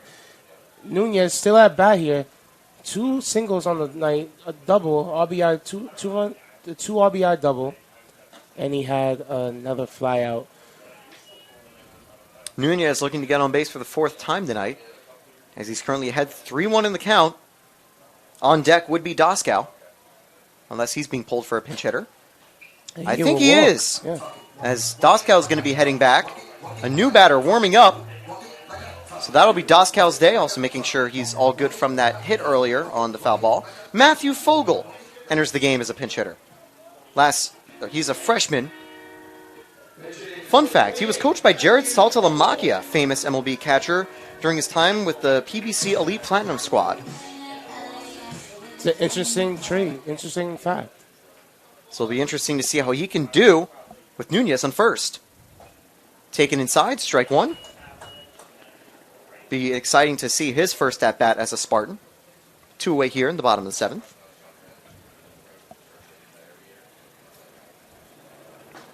That one inside, 1-1. I think it's important Spartans finding that late run here, getting on the board. It's useful to keep some momentum going up, as late in the game you want to get some more energy and momentum. Entering the final game of the series tomorrow, the count goes 1-2 after this one's fouled off, stopped by the netting, so it won't interfere with soccer practice going on in the field. Soccer teams still active at this point. They'll be having some preseason fixtures against colleges and a couple pro teams. I was discussing that not too long ago with Ronaldo Zakiri. 2-2, this one taken outside. I wish they broadcasted those games. It would be fun to get on the mic for those. Yeah. And for those of you who don't know, Ronaldo Zakiri is a member of the Tampa Spartans men's soccer team and also runs video producer for the athletic communications department. Strike 3 taken right there. And Quincy is going to get out of the bottom of the 7th on that final strikeout. As we enter the top of the 8th, I don't think we're going to see the run-ahead rule here.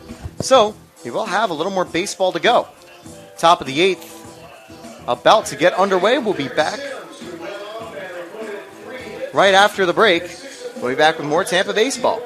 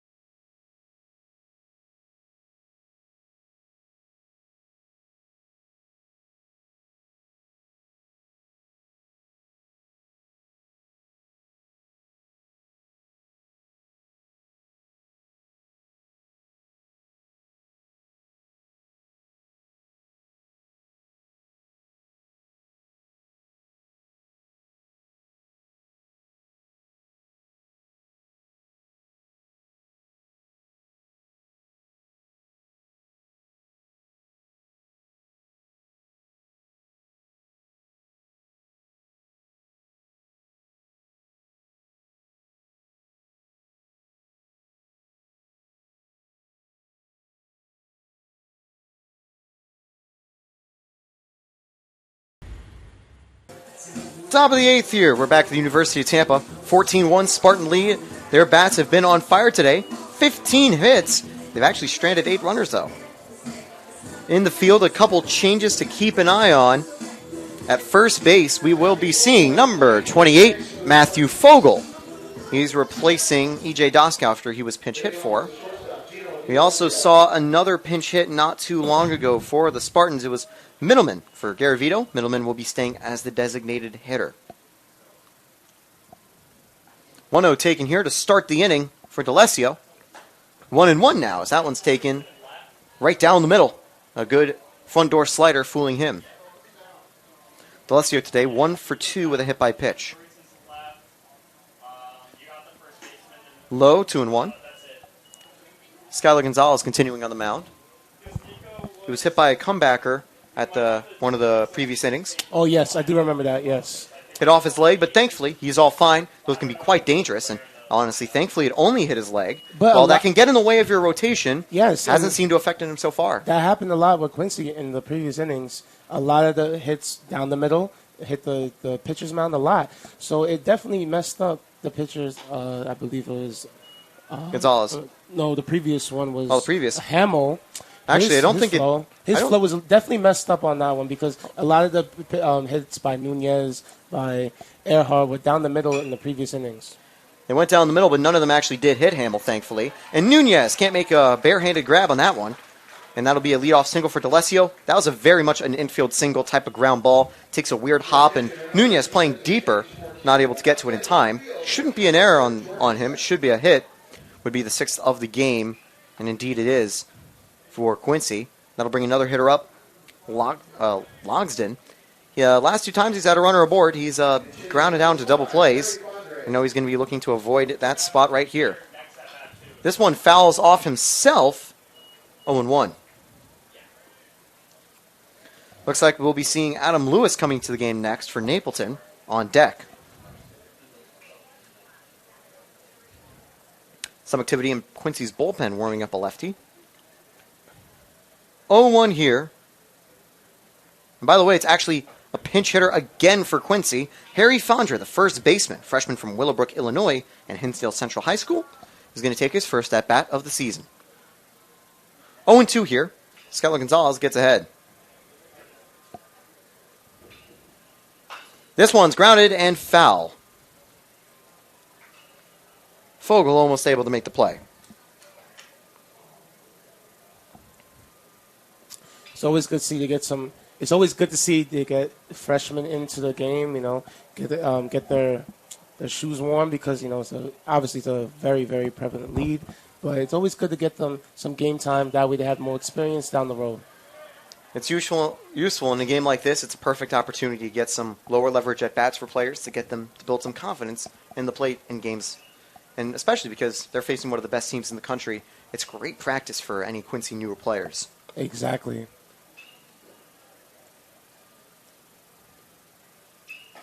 Strike 3 taken, locked up by the backdoor slider. For Gonzalez, that's his 3rd strikeout in 2 1/3. 1 away here with 1 aboard. Lewis enters the game. He was there last night for Quincy's game against Tampa. Lewis went 1 for 3 with 2 walks.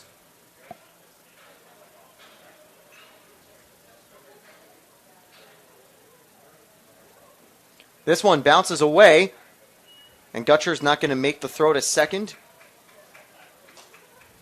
That one likely just graded as a wild pitch or passed ball. And D'Alessio now 180 feet from home. 1-0.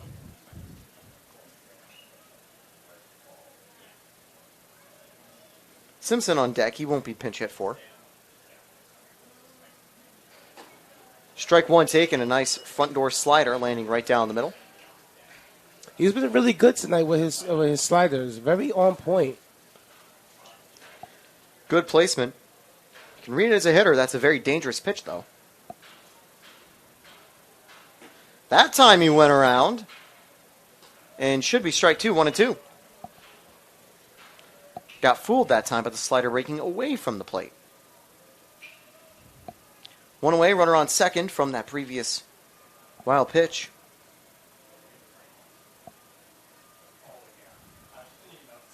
Swing on and miss. Strikeout number 4 for Skylar Gonzalez. 2 away here in the top of the 8th. Simpson at the plate. Runner in scoring position. He's put the ball in play when he wasn't walked back in the first inning. But he's still 0 for 2 with a flyout and a groundout previously to Gonzalez. With runners in scoring position, Quincy is 1 for 4, but they also are 4 for 10 with 2 away. So they're actually doing pretty good hitting in those clutch spots. Should mention a few of those that came in the previous inning when they were able to get on the board. 0-1 here for Simpson from Skylar Gonzalez.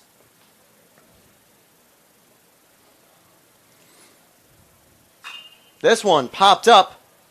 Tracking it in left is Jorgensen, who's actually come on as a pinch fielder. He's going to make the catch to end the 8th inning. Quincy will take the field for the final time as we enter the bottom of the 8th. More Spartans baseball will be back after the break.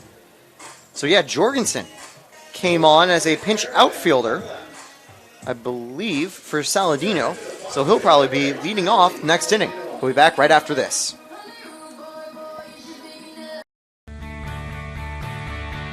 This is the University of Tampa.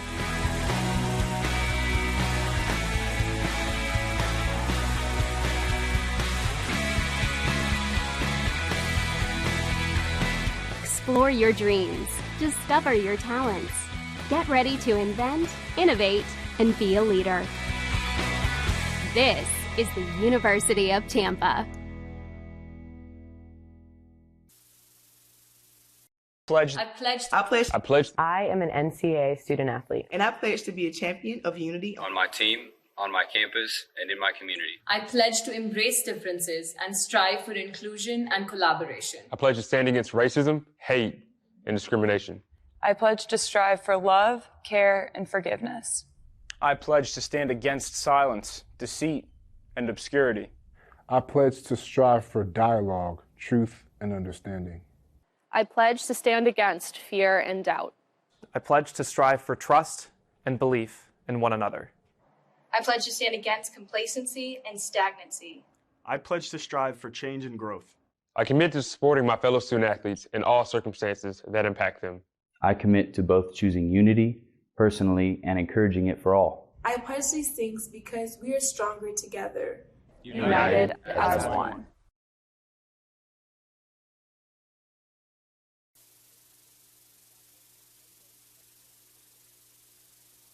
Some of their programs there.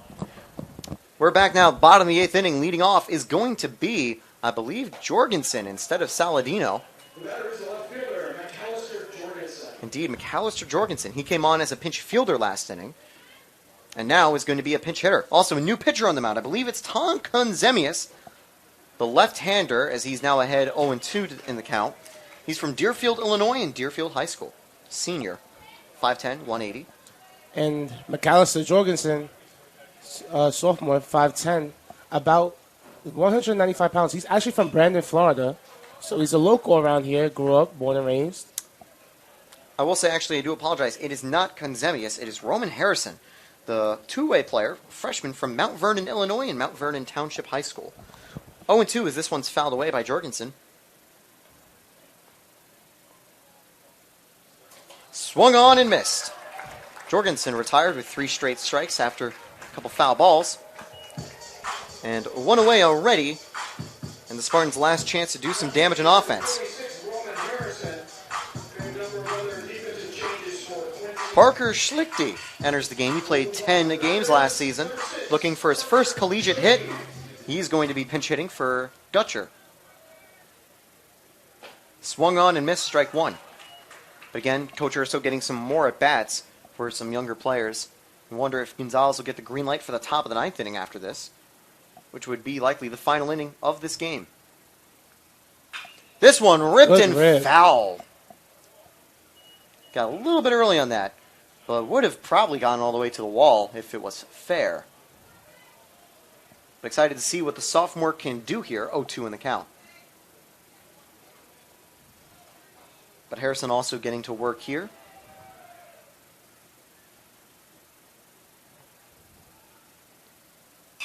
This one hit. It's going into foul territory most likely. And it's actually going to stay fair. Schlichty with a double as the catch was missed in right field, or no? No, it's going to be called foul. He was waving his arms, signaling almost that it was going to be fair, but it landed just foul. A little hard to read down the line. Of course, the camera, stationary. We only have one. We can't read it down the line, sadly. So the count will stay 0-2 one more time for the number 6. But again, good hustling by Schlichty on that one. Honestly, we all assumed that it was going to be fair, but nevertheless, he had a foul ball. But he's back at bat right now with a 0-2 count. We see Ben Deloff out in right field today, making a change there. Erickson is out in left field. Cole Erickson there. At third base, we've got J.D. Ortiz. At shortstop, Alessio still. We've got a new player as well, Joe Huffman at second, as this one's fouled away one more time. And Fondre replacing at first. So a few changes in the field for Quincy late. And we'll see even more changes, I know, for the Spartans coming up. Schlichty being the first. And on deck for the Spartans, we get to see number 30, T.J. Palma. T.J. Palma is from Westchester County, New York, and a local native. I grew up with him. He went to Iona Prep. I know some friends over there. He's getting his debut, I believe, in this season. He was on junior varsity last year and got pulled up in the earliest spring 2022. So we'll definitely see some action with him.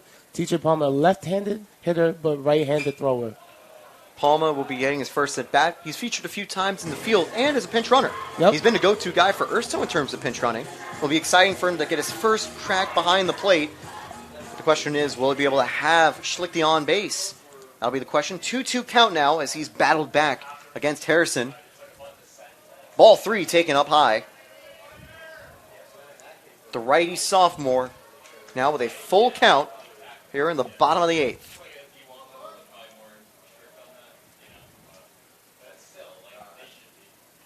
Fouled away. Doing a great job keeping alive here. The Spartans, a great present core, but also have some encouraging youngsters as they will get some more time throughout the season and be ready to fill in the holes. They'll be left by departing seniors. Ball 4 taken, and Schlichty gets aboard with a walk.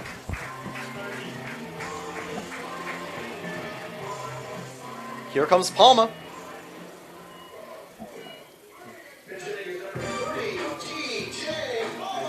Palma, freshman campaign for him. We'll be excited to get his first at-bat as a Spartan. He's got a runner on with one away. Strike 1 taken. And I was talking with Palma because the Tampa Spartans men's baseball team went to the Dominican Republic, and it was a remarkable experience for them. They talked with the kids. They played baseball with them. They gave them lifelong advice. He loved it. It was a week-long journey, and hopefully they have many more visits there. Hopefully. And actually we had a chat about that with Carson Queso earlier in the season, mentioning a life-changing trip for the Tampa team and a great way for the team also to build chemistry with this upcoming campaign. 0-2, that one a bit too far inside for Palma there. But great to see that Palma enjoyed the trip as well. But we had some great stories from Carson Queso. Well, we were about a 2. 1-2 here for Palma. The runner on first. Inside, 2-2. Doing a good job trying to battle back in this tough pitcher's count. And it's back even.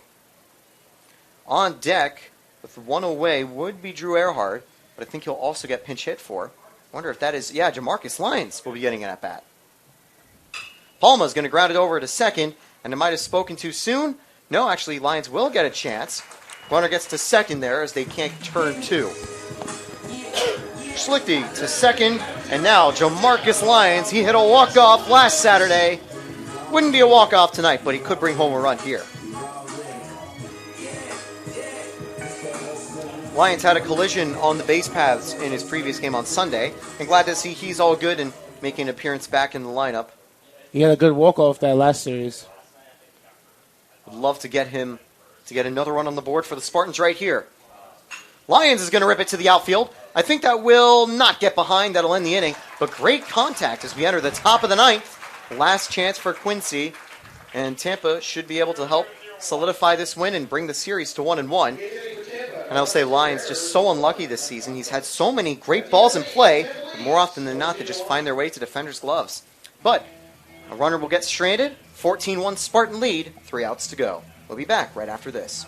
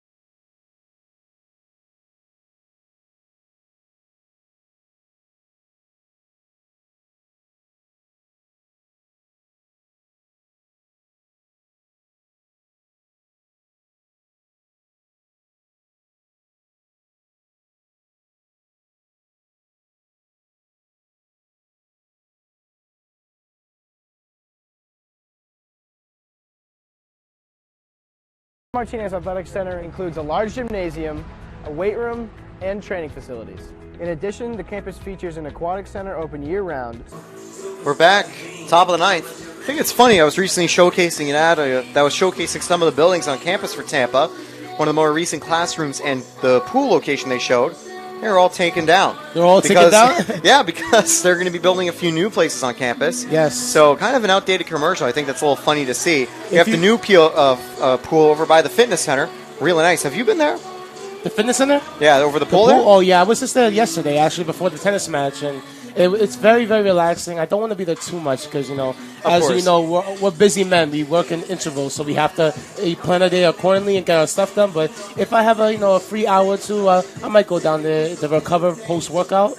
Or maybe do some swimming, you know, just to work out a little bit, you know, just to relax. But, yeah, I don't want to be there too much, but it's a very, very nice setting. If you guys are visiting the University of Tampa, I highly recommend going to the new Aquatic Center right next to the Fitness Center. It's very beautiful. The students during the World Cup, they watched it from late November to early December. They were watching the World Cup on a big Jumbotron. So we have a big Jumbotron. It's very nice. I recommend you guys go visit there. I was there watching as the United States faced off against Netherlands in the World Cup. That was a fun time. Sadly, the U.S. did lose in that game. But now on the mound for the Spartans, making his debut this season. Well, not a Spartan debut. He was back with the team last season. Eric Lindner, 3.38 ERA in 10 innings last season. 5 strikeouts to 7 walks. And we'll see if he can get the final 3 outs right here. 1-1 after that first pitch went a little wild. Few more defensive changes for the Spartans. Schlichty behind the plate, Fogel at first, Lyons at second, Jorgensen in left field, and Palma in center field. J.D. Ortiz came on as a pinch fielder and now is on as a pinch hitter. 2-1 count here. Let's see what the junior from Fresno, California, and previously at Southern Illinois University can do. On deck is number 15, Ben Deloff. He was also on as a pinch fielder last inning and will get a chance at the plate. It's the 5, 6, 7 hitters due up for Quincy. 3-1 a little low.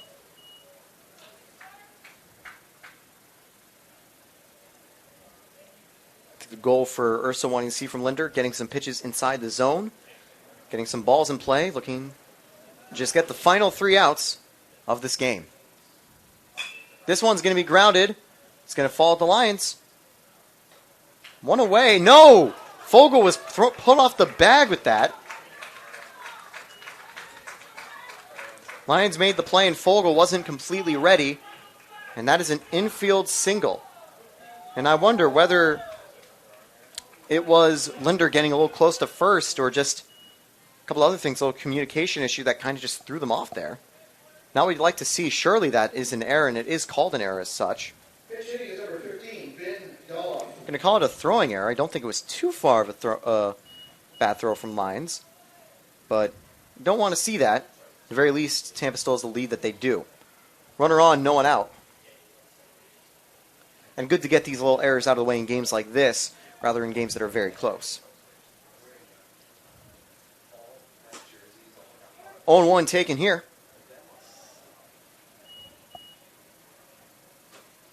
The law from Roseville, Minnesota, and Roseville High School. There's another Are you team. familiar with that high school, Taylor? Are you on? Nope. No? Well, I'm familiar with Avon Old Farms, but that is Avon in Connecticut, not Illinois. That is the home of a different Quincy member, that being Joe Huffman, who is actually going to be the 9-hitter, could get a chance. He's going to enter the batter's box. One away as this one's lined out to center field. Entering the game is going to be Cole Erickson from Woodbury, Minnesota. The other Minnesota, or one of a few Minnesota people on Quincy's roster. This one's going to be lined for a base hit. It'll get down in front of Cumbo. Runners will get to third. Another one getting to second. The throw into Lions.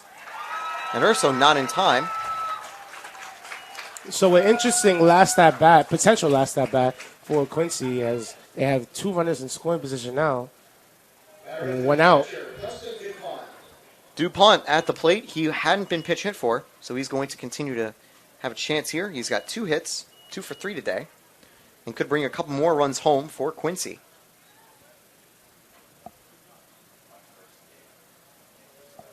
One out already for Lindner. Just needs 2 more to secure a win, and he has quite a bit of buffer to do so. This one's going to be grounded to first. 1 run will score. Lindner gets the out.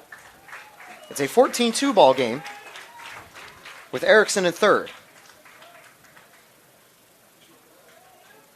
So sacrifice RBI there for DuPont. He'll get his first RBI of the campaign. And Huffman, who I just mentioned earlier, from Avon, Illinois, will get a chance. Or sorry, not Illinois, Indiana. My bad. Indiana. It's the Midwest. We're not too familiar. I'm sorry. Very, very close neighbors, but they're also kind of heated in sports rivalries sometimes. Yes, they are. So definitely don't want to mix them up too often. 2 away here for Huffman. He's going to ground this one foul. It's 0-1. Nunez still at third. So that left side of the infield, no changes at all for the Spartans. D'Alessio on deck. He also hadn't been replaced in the field or at the plate. 2 away and an 0-1 count. Swung on and missed. He went all the way around. And now Quincy down to their final strike.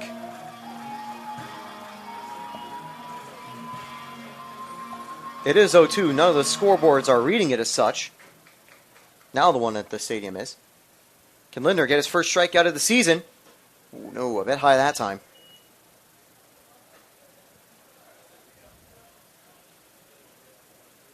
Of course, tomorrow, make sure you tune in at noon. Quincy will be back one more time to finish the series. We'll see whether the 23-ranked Hawks or 3-ranked Spartans can win that series 2-1. Swung on and missed. And Lindner will end the game. Spartans win 14-2. It was an early explosion of run support. They were able to give the Spartans this victory. For the win on the mound for the Spartans, it'll certainly go to Thurmond. He had 5 clean innings with 2 strikeouts, 2 hits, and 2 walks. Gonzalez pitched 3 innings of good relief, no earned runs. Lindner similarly, no earned runs, getting the final inning done. At the plate, Nunez, 3 for 4 with 2 RBIs. Lala and Garavito also recording 2 RBIs, and so did Danny Gutcher, 1 for 3 with 2 RBIs. A great win by the Spartans. Now they advanced to 4-1 in the season, so still have a commanding, outstanding lead for their record. Like I mentioned again, they will be playing again tomorrow. Taylor will be covering that with Jack. You will catch me covering baseball February 17th, that's next Friday, against the Tampa Spartans. They will be playing around 6 o'clock on that night. So when they get their first matchup against Maryville, that'll be a fun series. But that'll be all for today here at Tampa Stadium. 14-2 win, Spartans, exactly what they needed. Coming back after a heartbreaking defeat yesterday, take a very strong win today. It'll be everything to play for in the series tomorrow. I'm Taylor Storthy alongside Brandon Davis. Thanks for tuning in, and we will see you next time with more Tampa baseball. Make sure you tune in to Tampa basketball. That's already underway over at the Bob Martinez Center.